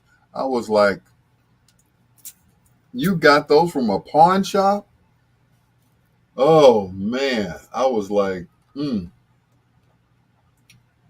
That's what's up. Um, I've heard those speakers before. Who has those speakers? I want to say, what's my guy that does sound? Logan. Neville Logan had a pair of those EVs, and they were just, oh man. Those have, I think, if I'm not mistaken, a tweeter, a mid range, and a woofer in them. If I'm thinking if they're the same speakers. But anyway, TC said some pawn shops have pretty good stuff. All depends on of the area. I've gotten some great stuff at a pawn shop. As a matter of fact, there was a pawn shop which is no longer in existence on 47th and Prairie, and that pawn shop was used uh, to do the Blues Brothers movie, and they tore it down. All the memorabilia in there was, that of the Blues Brothers, and they tore it down. It's a vacant lot. I'm like, really, guys? Really? Y'all gonna tear this one down? I mean, that pawn shop was iconic. It was used in the movie The Blues Brothers, and they flattened it. It became what it is now. That's a vacant lot. I'm like, no. But they had some great stuff in there. There was a guy in there named Henry Bell, good friend of mine. I come in there and said, what y'all got in here? I bought a whole set of equipment, speakers. Yeah, they have Kenwood speakers at the pawn shop. Yeah, I got a separate amp, a preamp. I don't even know where that stuff is now. I probably left it when I moved, but they had some excellent stuff. Sometimes they would get stuff that's still in the plastic. I'm like, oh man, that must have fell off the train or something. And some crackhead said, hey, give me $100 for the whole set. But it was some nice stuff. I still have, uh, for my home system, I have a Macintosh system. Now I priced it. This Macintosh system, get this, the amp alone is $1,500. That's not including the preamp. Yeah.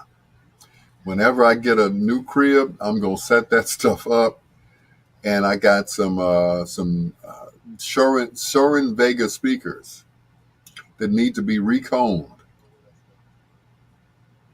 That's gonna be, yeah, some good stuff. Yes, excellent stuff. That's the and I priced them. I'm like, man, why so much for these? Because if you look at if you know anything about equipment, Macintosh is like you know it's up there for home equipment. They don't make professional equipment, but you could use it if you had to in a club and it would still bang.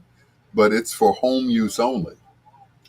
But you plug this amp up, boy, and the lights outside dim.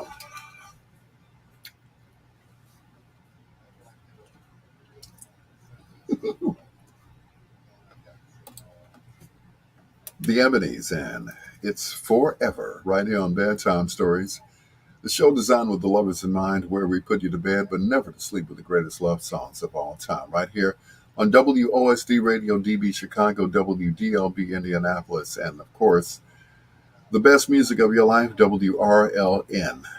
It is your peanut butter brother, Dr. Al Greer. This show, of course, is sponsored by Williams Inn Pizza, 2210 South Michigan Avenue. Deep dish, flat crust, whatever you like, they have it.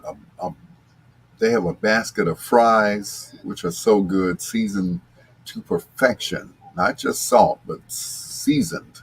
Yeah, seasoned fries. They also have the best garlic bread. Oh man, it's to die for. It melts in your mouth, not in your hand. Uh, just ask anyone. And they have Italian beef sandwiches. You name it, they've got it. Williams and Pizza, 2210 South Michigan Avenue, where I DJ every Friday and Saturday, unless I have a big gig to do. So check it out. Williams and Pizza, all you have to do is go to williamsandpizza.com, go online, and you can order your food and just go and pick it up. Pull up in the front, put your blinkers on, and go in there and get your food and come back. And it's just piping hot and delicious. Williams and Pizza, 2210 South Michigan Avenue. Tell them the doctor sent you. Cherie, Rita. Hey, Rita. Yep, Macintosh is up there with JVC.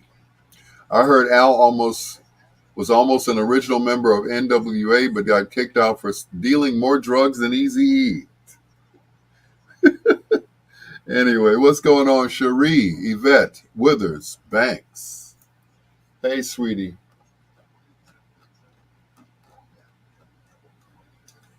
Mm-mm. And of course, hello, Rita. How are you, Rita? Good evening to you.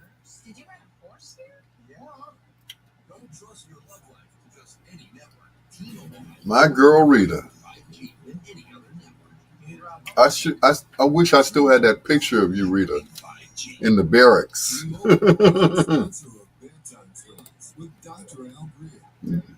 That is me, yeah.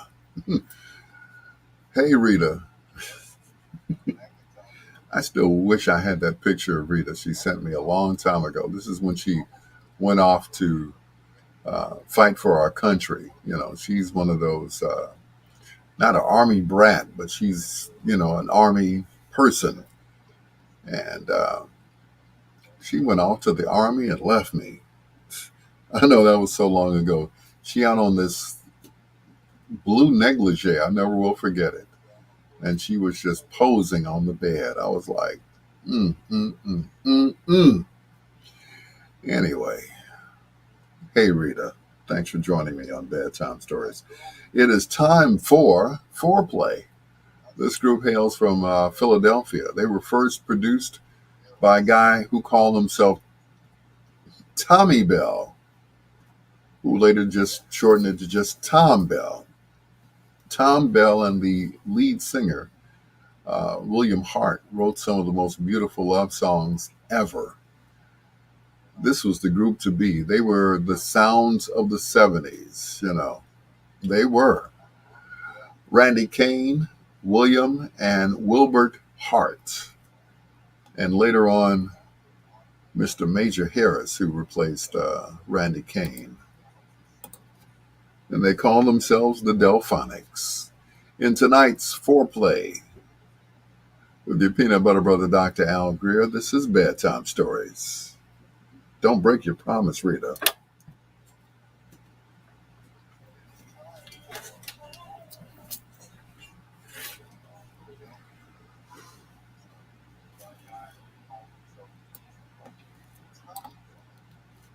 Tommy, Tommy.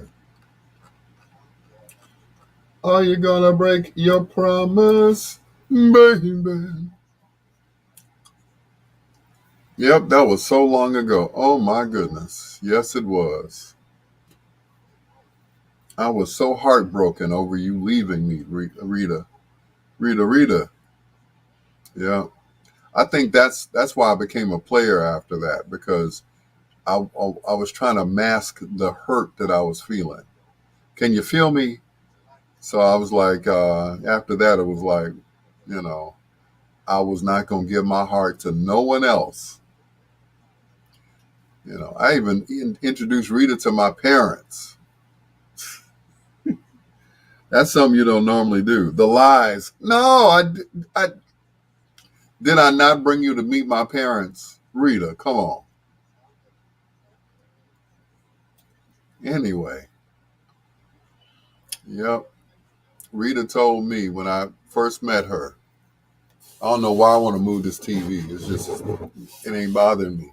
But anyway, when I first met her, me and Vic Jackson, we were driving down the street. Yeah, but I didn't turn you into a player. Yeah, you did. Turn me into a player because I was trying to mask my hurt. You know what I'm saying? I was hurt. The brother was in pain. So after that, I was like sworn to fun, loyal to none. So if ladies, if I broke your heart after leaving Rita, then you have Rita to blame. Yeah, she hurt me. You heard me, Rita. For real. I was hurt for real, girl. For real, for real. So that was it. After that, I vowed never, never, ever, ever to let another woman break my heart.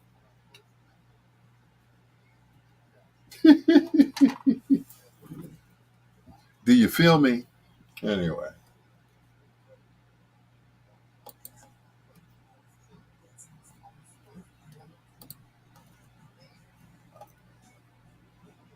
Mm-mm.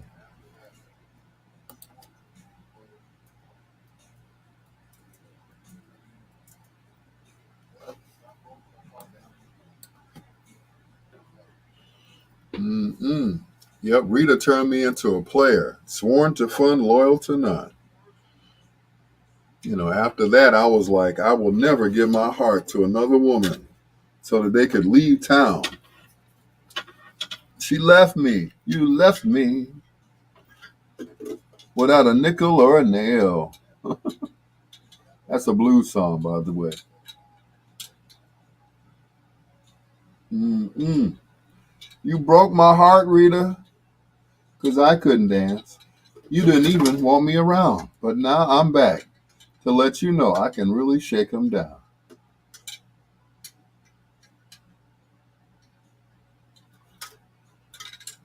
I can't get my stand.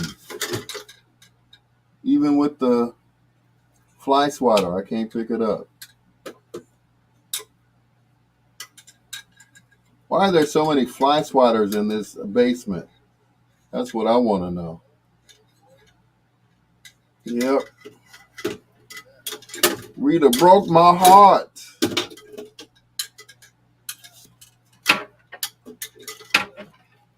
Yep. Victoria. That's right. A nickel or a nail. When are you playing Tom Jones? Let's get to the good music. Rita said I'm innocent.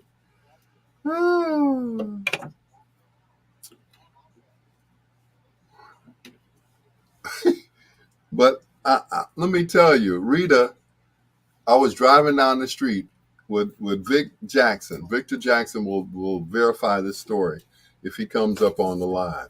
And I hollered at Rita out of the car. She said, if you want to talk to me, you got to get out the car. I was like, Vic, who is this chick think she is? Now, I found out too. I'm like, okay. Got out of that car too. I was driving a Plymouth K car at the time, a Chrysler K car. And I got up out of that car too. And I went over and talked to her. She said, look, I'm leaving to go to the Army next week.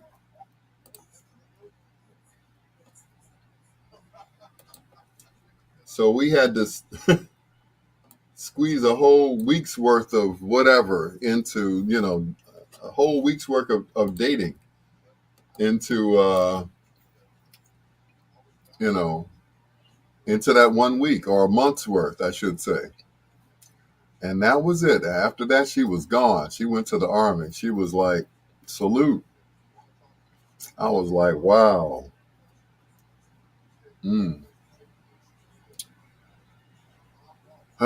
In the words of John Legend, best I ever had. I don't want to brag. Yep. So when When Vic said, "Oh, I got Rita's number," like really. And you know how you expect some people to, they say, "Ooh, you changed, girl. Ooh, what did you eat, or who did you eat?" Like you ate a whole person and swallowed them. But then Rita sent me a picture of herself. I was like, "So you still look like that? Oh my God, that's okay." Some people just don't age. I know they say black don't crack, but good Lord. Whew. Troy, I got your Tom Jones coming up in a few minutes. Man, if I play Tom Jones, boy, they will run me off the internet, man. Anyway, don't forget to share the video before you jump off, y'all. I Cause I can see when people share the video and when they don't. Anyway, Victoria Holmes Smith. She said, hammer, nickel, or a nail. I know that's right. Rita is not innocent, y'all. Yeah. Finally, something with soul. I know, right? It's not unusual to be loved by anyone. But yeah. Mm-mm. Play Trying to Live My Life Without You. That's Otis Clay. TC said black don't crack is a lie. Well, it depends. Depends on what they're mixed with. You know, sometimes, you shared. I know you did. I saw that you did, TC, but the rest of them haven't. You and Lady G, I think y'all the only ones. You know,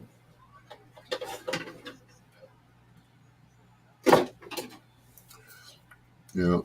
I've seen some butt ugly. I know that's right.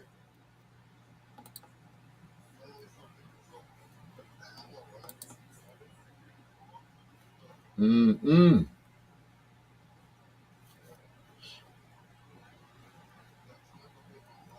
Let's see. One, two, three, four. Four.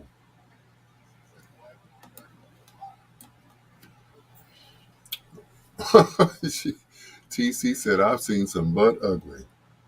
But Rita has not changed a bit.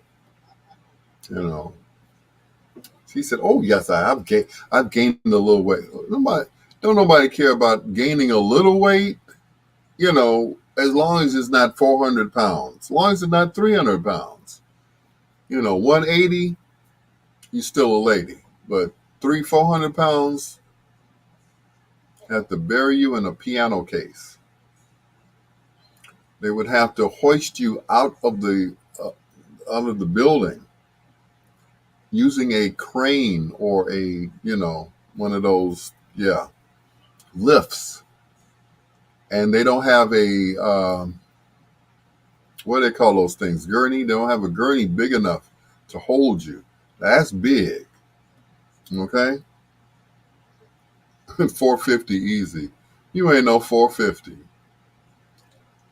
You know, you're not even 150. Please stop. And if I remember, you were solid because you were in the army, so you probably worked out every day. Me, I was like, I was just naturally skinny, so I didn't have to work out then. Now it's like imperative that I do some sit-ups, otherwise look like a pregnant Q-tip. But anyway, but ooh, Rita, mm, mm. Rita done broke my heart. I tell you, that was years ago. That was before my first marriages. I tell you, I thought my first wife was cute, although she ain't had no booty. Why am I telling you guys this? She didn't. She was just legs. Her legs just came out of her back. Yep, that's it. Her legs came out of her back. What you say? Pregnant what? Pregnant Q-tip. Yeah. Yep. A pregnant Q-tip. That's what I look like. Mm-mm. Yep. I was slim. I was slim and trim. I was single and ready to mingle.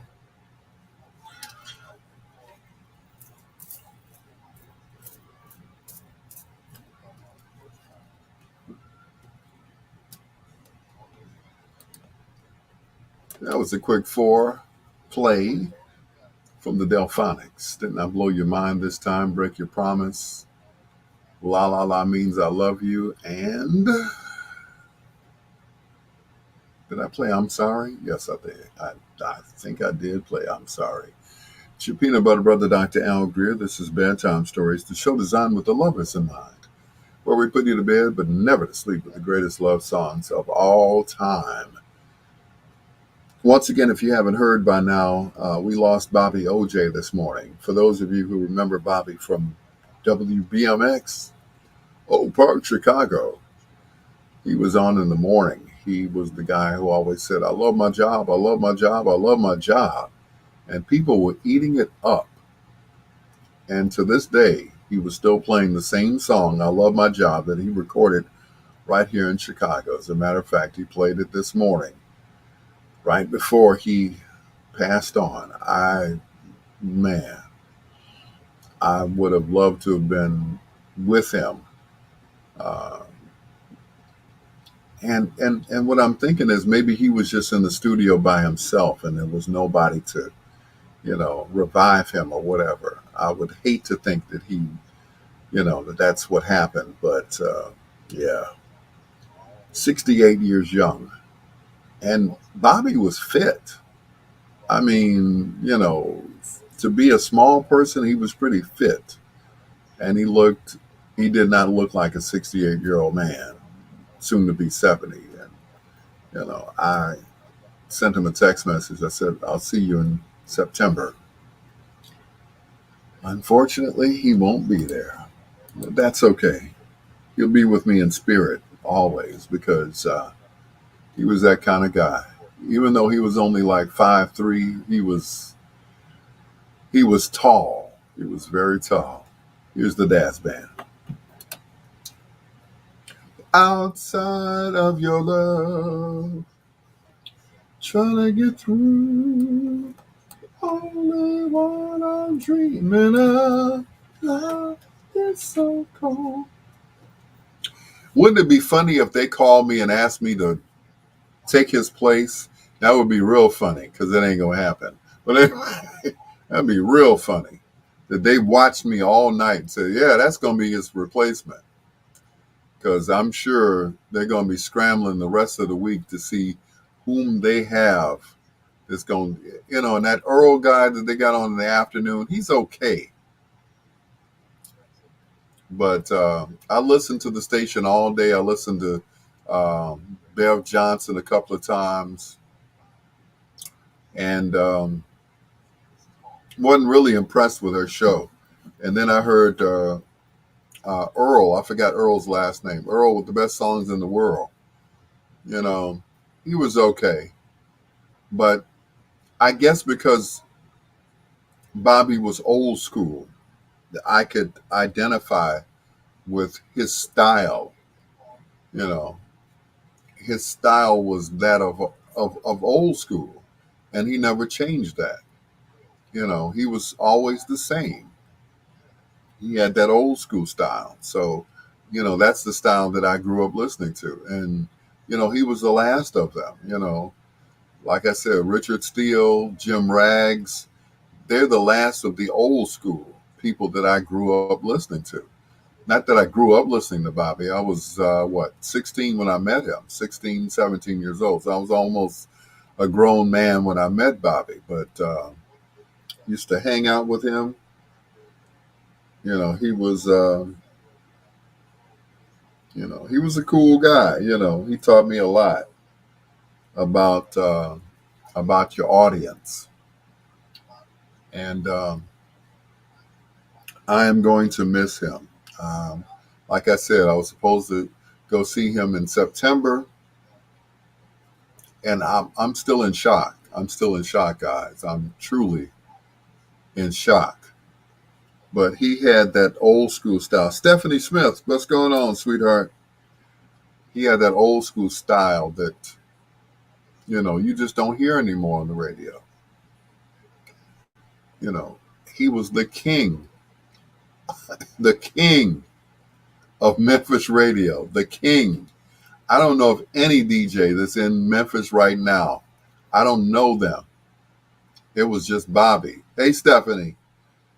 It's just Bobby. You know, they have a sister station K97 down there. I don't know of anybody on that station. I couldn't even tell you.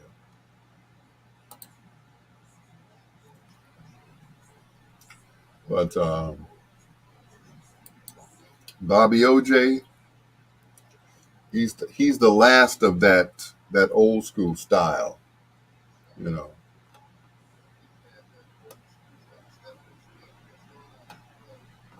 you know that old school style that I grew up listening to. Like Rags. Rag has got that old school style. Jay Johnson down in Dallas, that old school style. Um, and of course, the down home old school style. Kind of like him and Tom Joyner were running neck and neck. Two country boys who came up from the South to take over the city. And they both took over Chicago while during their yeah, during the time they were here. And anyway, don't beat me up, Troy. I'm sorry, but yep, he was the last of that old school style that I remember listening to as a kid. I was like, I gotta meet this Bobby OJ. I gotta meet him, and I did. And throughout my years of being in radio, I try to, keep in touch with him because, he left to go to DIA back in 80 something. I had, of course, graduated from high school in 79. And, we kind of lost touch. I was calling the hotline of the station. We didn't have cell phones back then, or did we? No. So it was, kind of hard to stay in touch with him. But, I remember talking to him once. I had become the PD over at WJPC. I had just taken over, and I had a conversation with Bobby. He's like, yeah, yeah, feel free to call me, man. But he was that kind of guy. He wasn't stuck up or nothing. He was just a down home country boy that had command of the King's English, which you don't hear. You hear, he's country. He's, you think of banjos. It's like, no, you know, Bobby's style was eloquent. It was like, he still had that Southern personality, but you couldn't tell if you listened to him. Stephanie Smith, how are you, Stephanie? Rita, Angie Martin Turner, my sister from another mister. By the way, my sister was born in Memphis. So when I told her about Bobby OJ, she was like, "Oh," I said, "Yeah, Memphis." Every time he would do the ID at the top of the hour, coming up on 10 o'clock, it's the Fun Morning Show on WDIA, Memphis. It's the way he said it, Memphis. I'm like, proud of his newfound city. And this is a kid from Mississippi. But Bobby he was tough. He was a tough guy. You know, he said one morning, "I'm a small guy, but You don't want to mess with me. So go ahead. Mm-mm. I'm going to miss listening to him and to those people who called in because I'm sure they're all in shock right now. Uh, was it Skinny Man or Slim Man and Black Butterfly, who's a gay guy down there in Memphis. Big Kahuna, he hung up on Big Kahuna one morning before he could get out his ending. And this is the Big Kahuna on the Bobby OJ Morning Show. What did he say? The fantastic and talented Bobby OJ on WDIA, 1070 AM. I'm gonna miss that, man. It's not gonna be the same in the morning. Not being able to listen to Bobby, it really isn't. You know, guess I have to listen to my own station, right?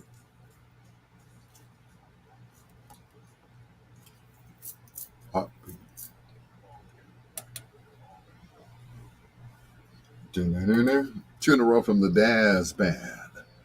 That is Heartbeats. Before that, Knock Knock. It's your Dr. Al Greer. This is Bedtime Stories.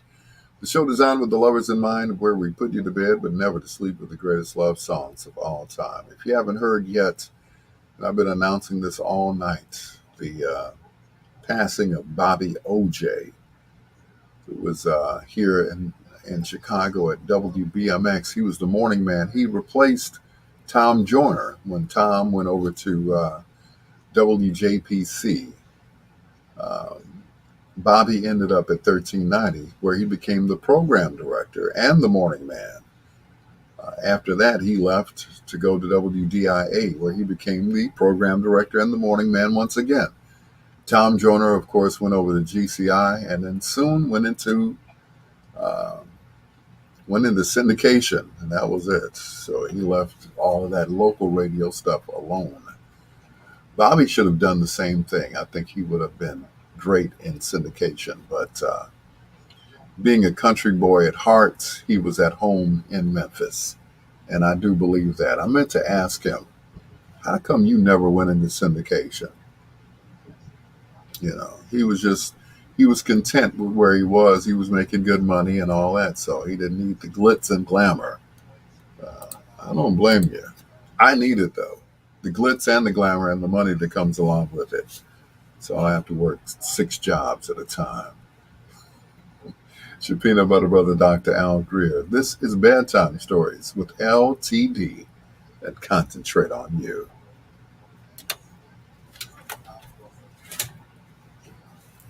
Mm-mm. Ooh, somebody's home.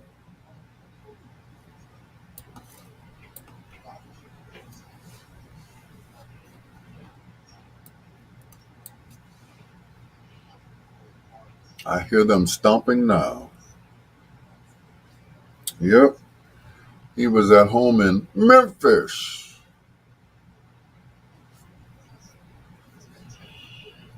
Mm-mm.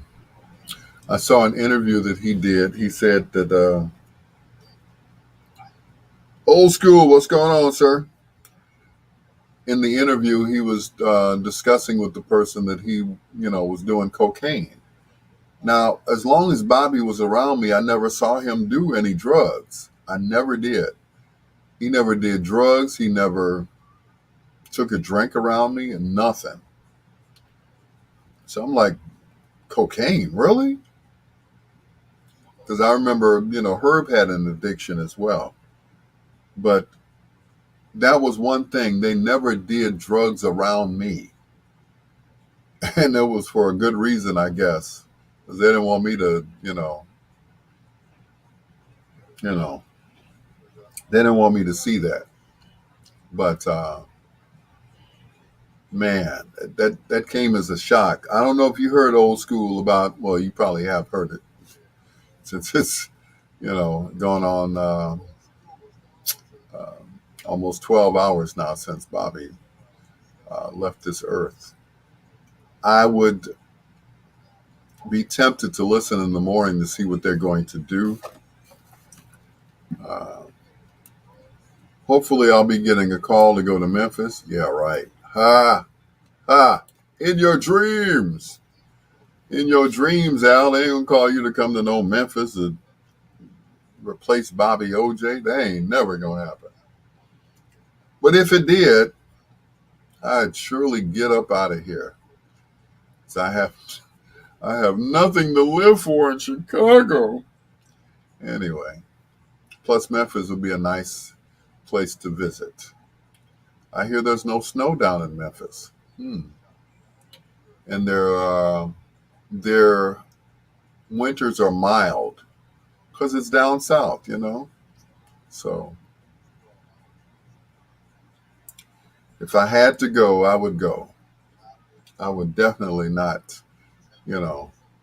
I mean, with the technology that we have now, I could stay in touch with my kids, my grandkids. You know, I could stay in touch with everyone. You know, thanks to Messenger and FaceTime and all of that stuff. So, but mm-mm. but it's like I'm. I don't know what I'm gonna listen to in the morning now. Like I said, maybe I'll listen to my own station in the morning. But we're just playing music on WOSD in the morning. So our morning man went over to bigsradio.com. I ain't mad at him though, but you know, but we need a morning man or woman. It doesn't matter. But truly gonna miss Bobby. Truly gonna miss him.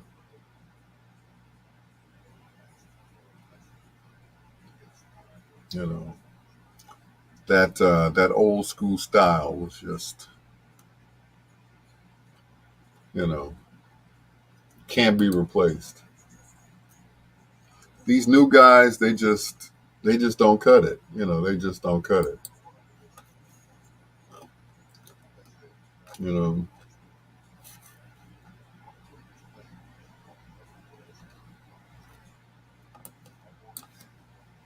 I mean, these new guys are okay, but it's nothing like talking up to the vocals of a song. It's like an art, you know, talking up to the vocals of the song and just getting out just in time before the person starts singing. Yeah. So of course I'll be listening in the morning to see uh, who his replacement is going to be, or if they're just going to play music in the morning. So I'm sure they figured it out by now who's going to replace him, or at least fill in for him while they look for a replacement, because there is no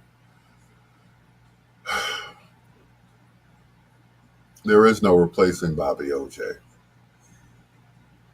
You know, there are no more Bobby OJs left. You know, no Bobby OJs, no Jim Rags, no Jay Johnsons, no Richard Steele. You know, like I said, you know, he had that Southern hospitality that only he and Tom Joyner had. That Southern hospitality. And I wouldn't be surprised if Tom Joyner came out of retirement to do WDIA. You know, it's not like Tom needs the money. He'd probably do it from his house. So, yeah. But me, you know, my po ass, I'd have to go down to Memphis and stay. So, you know, I'd drive down there in my brand new car. Yeah. Go miss you, Bobby. Go miss you, man.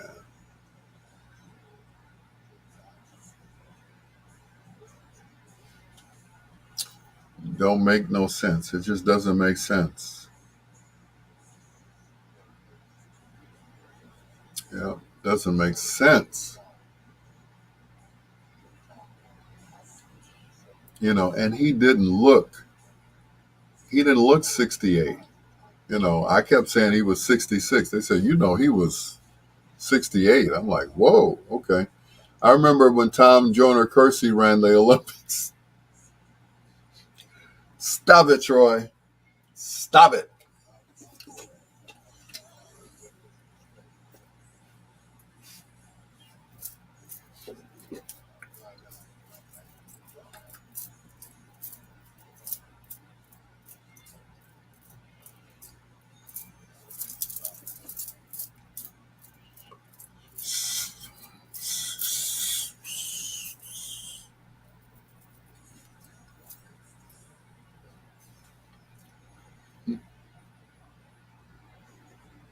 Mm, what you say, Prince?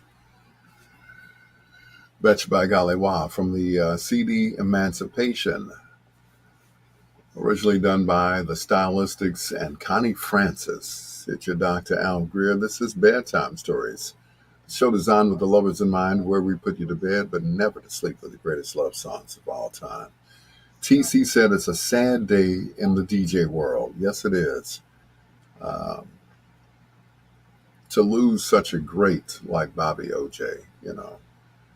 For those who grew up listening to him back in the late 70s, early 80s on WBMX, yeah, he was he was on fire. He was on fire. I remember he had this party, and the party was at Chicago State. I never will forget it. And he had a contest. He said that anyone who could sing his song, "I Love My Job," he would give them $100 if they won. Now, my good friend Smooth Steve Williams reminded me of that. He said, "Did Bobby ever give you your money?" I said, "No." Just chalk that up as a loss, right? Here's AWB and Cloudy on Bedtime Stories.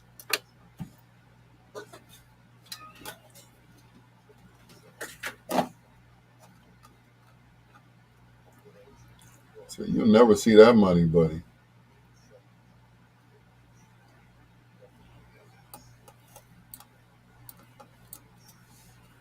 Chalk that up as a loss. He said, "I'll pay you $100 if you could sing my song. I love my job." And I purposely went last because I'm good at imitating people. So I purposely went last. So I let everybody else get up there and mess it up, right?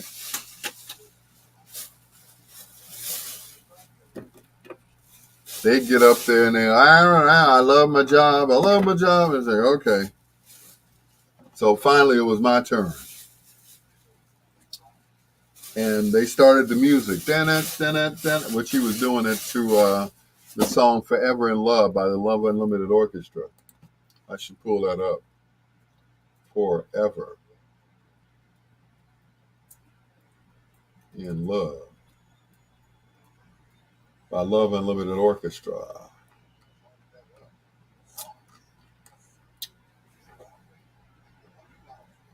Here it is. So,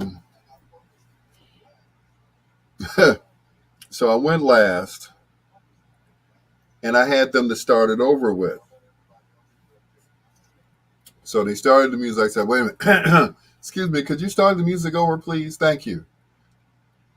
So they started the music over, and that guitar came in, and I grabbed the mic. I said, and I started doing it. Bobby looked over at me. He was like, "Oh, hell no." He said, "Oh, hell no." Now, see, Bobby and I knew each other, so it was like, he would have had to pay somebody else. They'd have been like, "Where my money at, man? Where my money?" So I went last. Of course, I won, with my fantastic skills of mimicking people.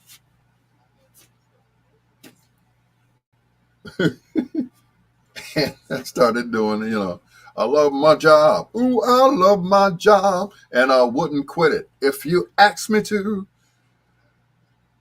And he just looked at me like,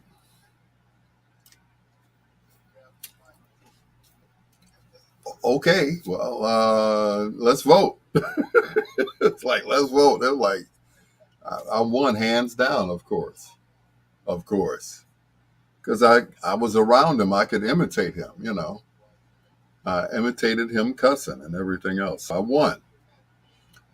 Did I get my money? No. It wasn't for the money. Well, it was, but it wasn't. You know, by us being buddies, it was like, you know, what I learned from him was more than that, was more than money. So what I learned from him was like a lot of knowledge. I would watch him, you know, work on the radio station too. But anyway, I watched him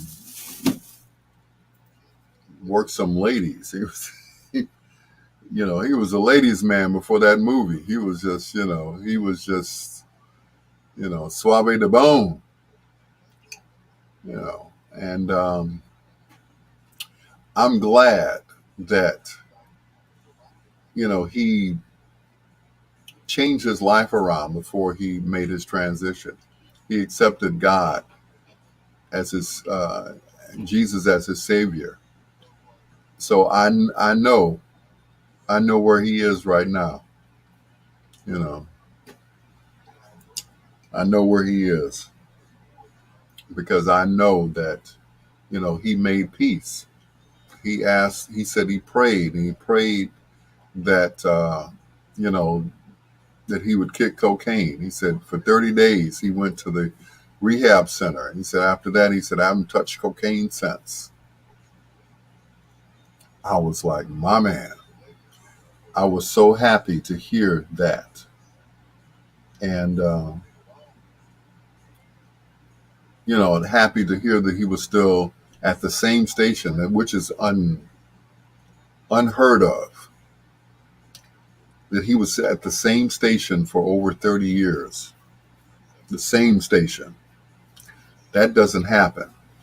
It really doesn't. You know, to be in radio that long, I think Tom Joyner uh, and and uh, and Herb Kent were neck and neck. I think Herb was there a little bit longer, but you know, Bobby had that voice and that little body. He had that voice, that of a bigger man. But you know, I learned from those giants. You know, but him and Richard Pegues did not get along. I tell you, they did not get along.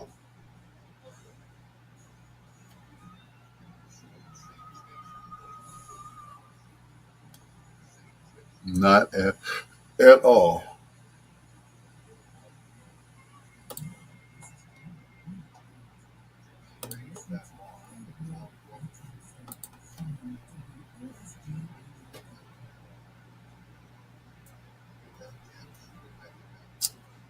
Man,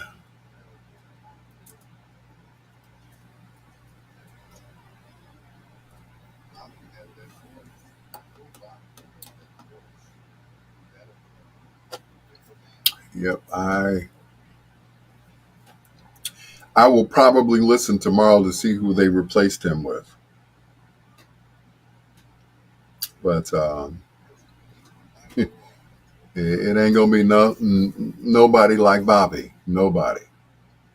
You know, nobody. So I might as well just pack my bag now. I'm going to Memphis and put it out there like they're gonna really hire me. You know, play my Toot Toot by Rockin' Sydney.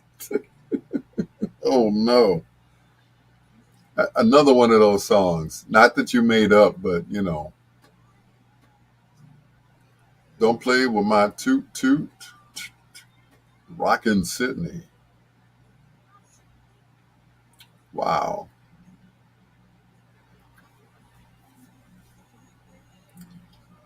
Yeah. I'm scared to turn on iHeart in the morning. I just wonder who they're going to get. They'd have to get somebody who's old school to replace him.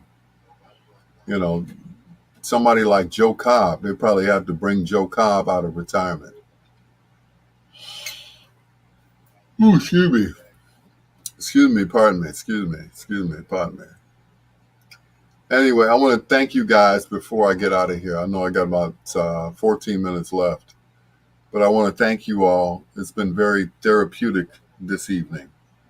Um, TC, I miss Herb more than you do. You know, Herb was like my second father, so I truly miss him. You know, nobody could take his place. Nobody but me. But anyway, and I say that because I was always around him, so I know what he would do and what he wouldn't do on the radio, what to say and what not to say on the radio. You know, don't get me to talking about Herb because that's another story. I will start crying on you about Herb. Herb told me, don't talk so much, and they want to hear you more. They want to hear more of what you're going to say the next time you get a talk break. So say what you got to say within 30 seconds to a minute and get off. Get off the air. Turn the mic off. You know, nobody likes your voice but yourself. You know, it's up to the listeners to like your voice, to like your personality. You know, you got the greatest voice in the world and the worst personality to go with it. They just don't match.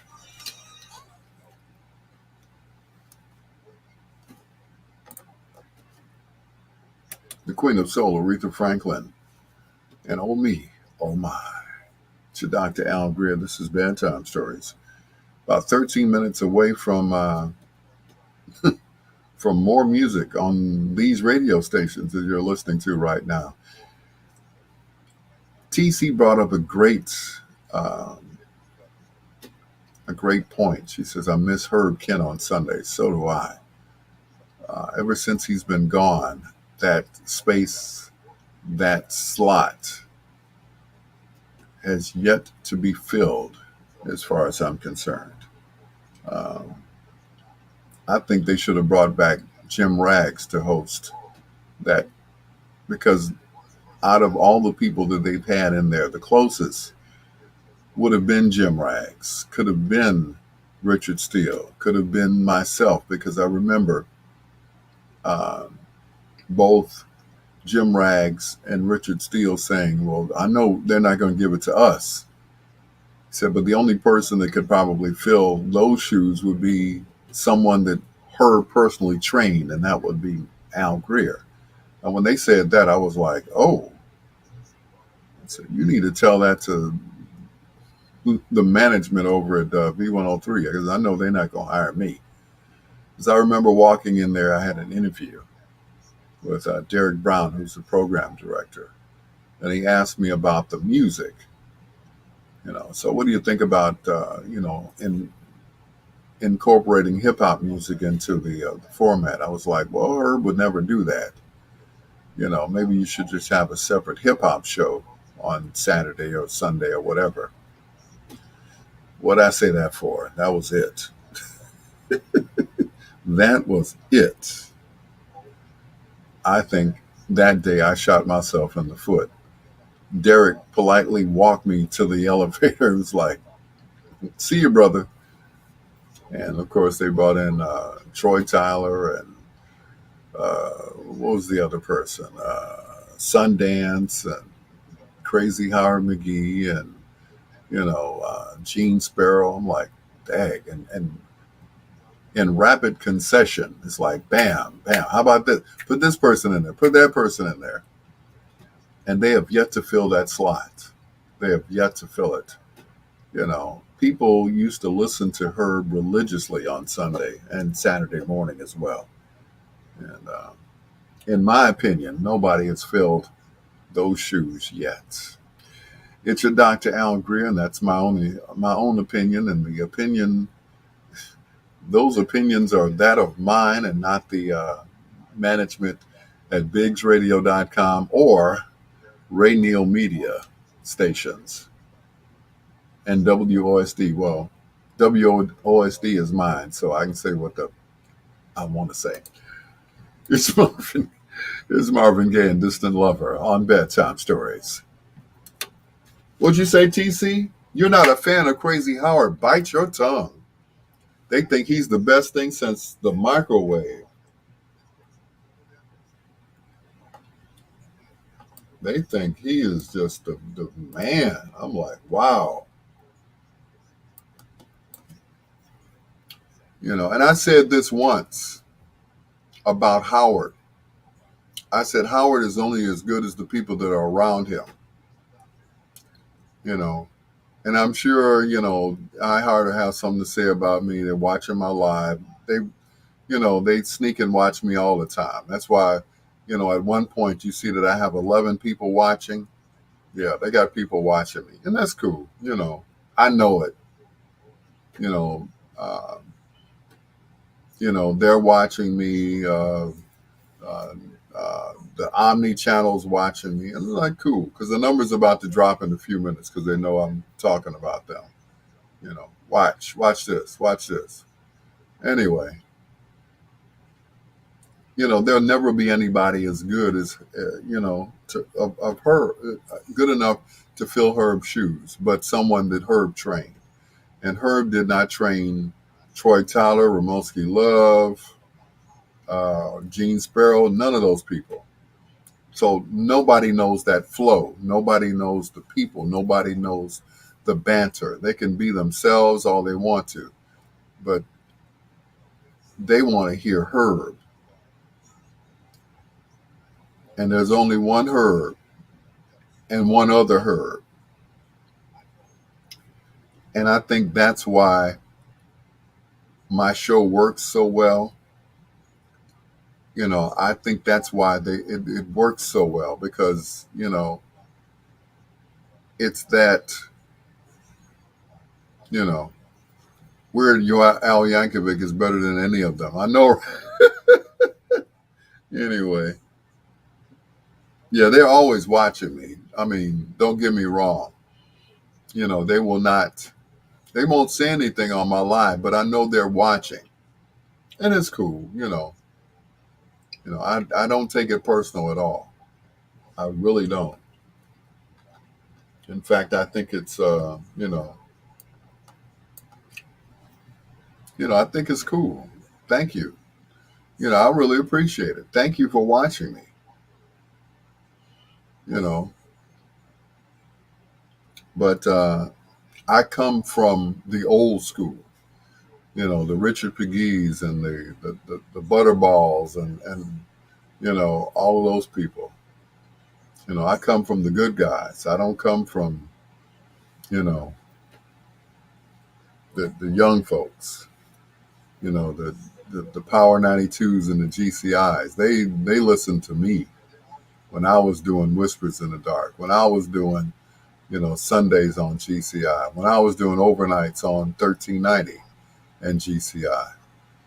You know. Yep, Herb tried to teach and train as many folks as possible. Folks kept playing Herb off like no big deal. And they did. And a lot of them wished they had learned and sat down and listened to him. Because I remember one time he invited me to speak to his class when he was teaching over at Chicago State. My daughter, Annika, just happened to be in that class. And,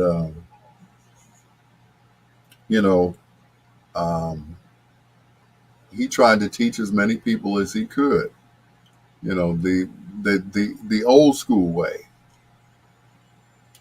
But they all wanted to sound like, Crazy Howard McGee. So, you know, they had to have a gimmick. Herb Kent was the cool gent. That was it. There was no gimmick. He was what he was. He was cool to the fellas and a gentleman to the ladies. Cool gent. And he was what he was. There was no, you know, laughing on the air and making stupid noises. And, he was what he was. He was conversational. He came to you like he was talking to you personally, but he just did it on the radio. You know, if you don't believe me, watch the interview he did with Don Cornelius. Watch it on YouTube. That is just Herb at his best. Him having a conversation with the iconic Don Cornelius. I mean, just Herb at his at the top of his game, and he was always at the top of his game. To the day he died, he had the most people listening to him on that station. He was beating Steve Harvey. Herb would correct folks' pronunciation on the air, and they would play him off. They wouldn't repeat the correction when he instructed them to do. No, he wouldn't. No, he wouldn't.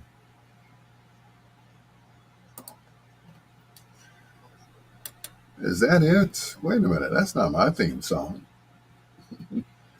Distant Lover from Marvin Gaye right here on Bedtime Stories. Lawana Trailer made a great observation. She said Herb Kent would correct folks' pronunciation on the air, and they would play him off. They wouldn't repeat the correction when he instructed them to do. That's because he was trying to teach them, and they didn't want to teach or be taught, I should say. Herb was one of the best on the air. So was all of the VON good guys. Some of them had the broken English. They would break into the songs. They would, do this and do that. But they were some of the great people that I grew up listening to, including Tom Joyner and Bobby O.J. Bobby O.J., rest in peace. I remember Bobby doing this song. He took this song and put lyrics to it, and it became his first theme song. The second theme song, of course, he went into a studio with a band, and they actually came up with a song that was, still saying I love my job. But this was the music that he used behind his first song that he did at BMX back in the day. Bobby O.J., rest in peace, brother. I was supposed to see you in September, but I guess I'll see you sometime in heaven. Thank you so much for listening. Lawana, Troy, as always, man, you make me laugh. TC, my sister from another mister, Angie Martin Turner, also my brother from another mother, Maurice King, thank you so much. John Caldwell, Ken Watlington, TC, just everybody. Thank you so much. Countess, I appreciate you. I hope to see you real soon, sweetheart. My sweetheart, Rita, I love you, Rita. Just everybody. My sister-in-law, Kate Bella, I appreciate you for sitting in for a few minutes, spying on me for your for your lovely sister, my wife. Till next time, blue skies, green lights, and peace. Good night, everybody, and God bless.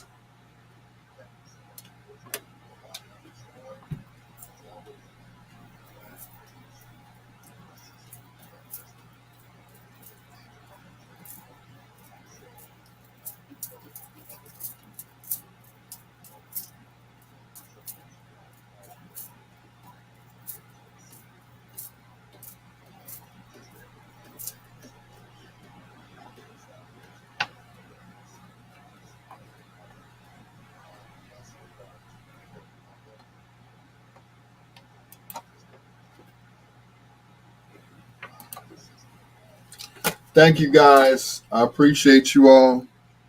Let me hear the rest of my song.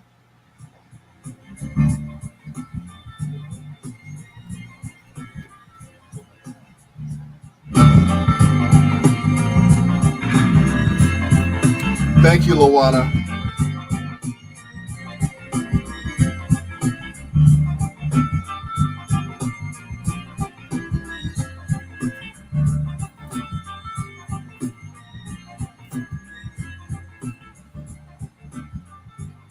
Good night, everybody. Thank you so much. I love you guys, and God bless.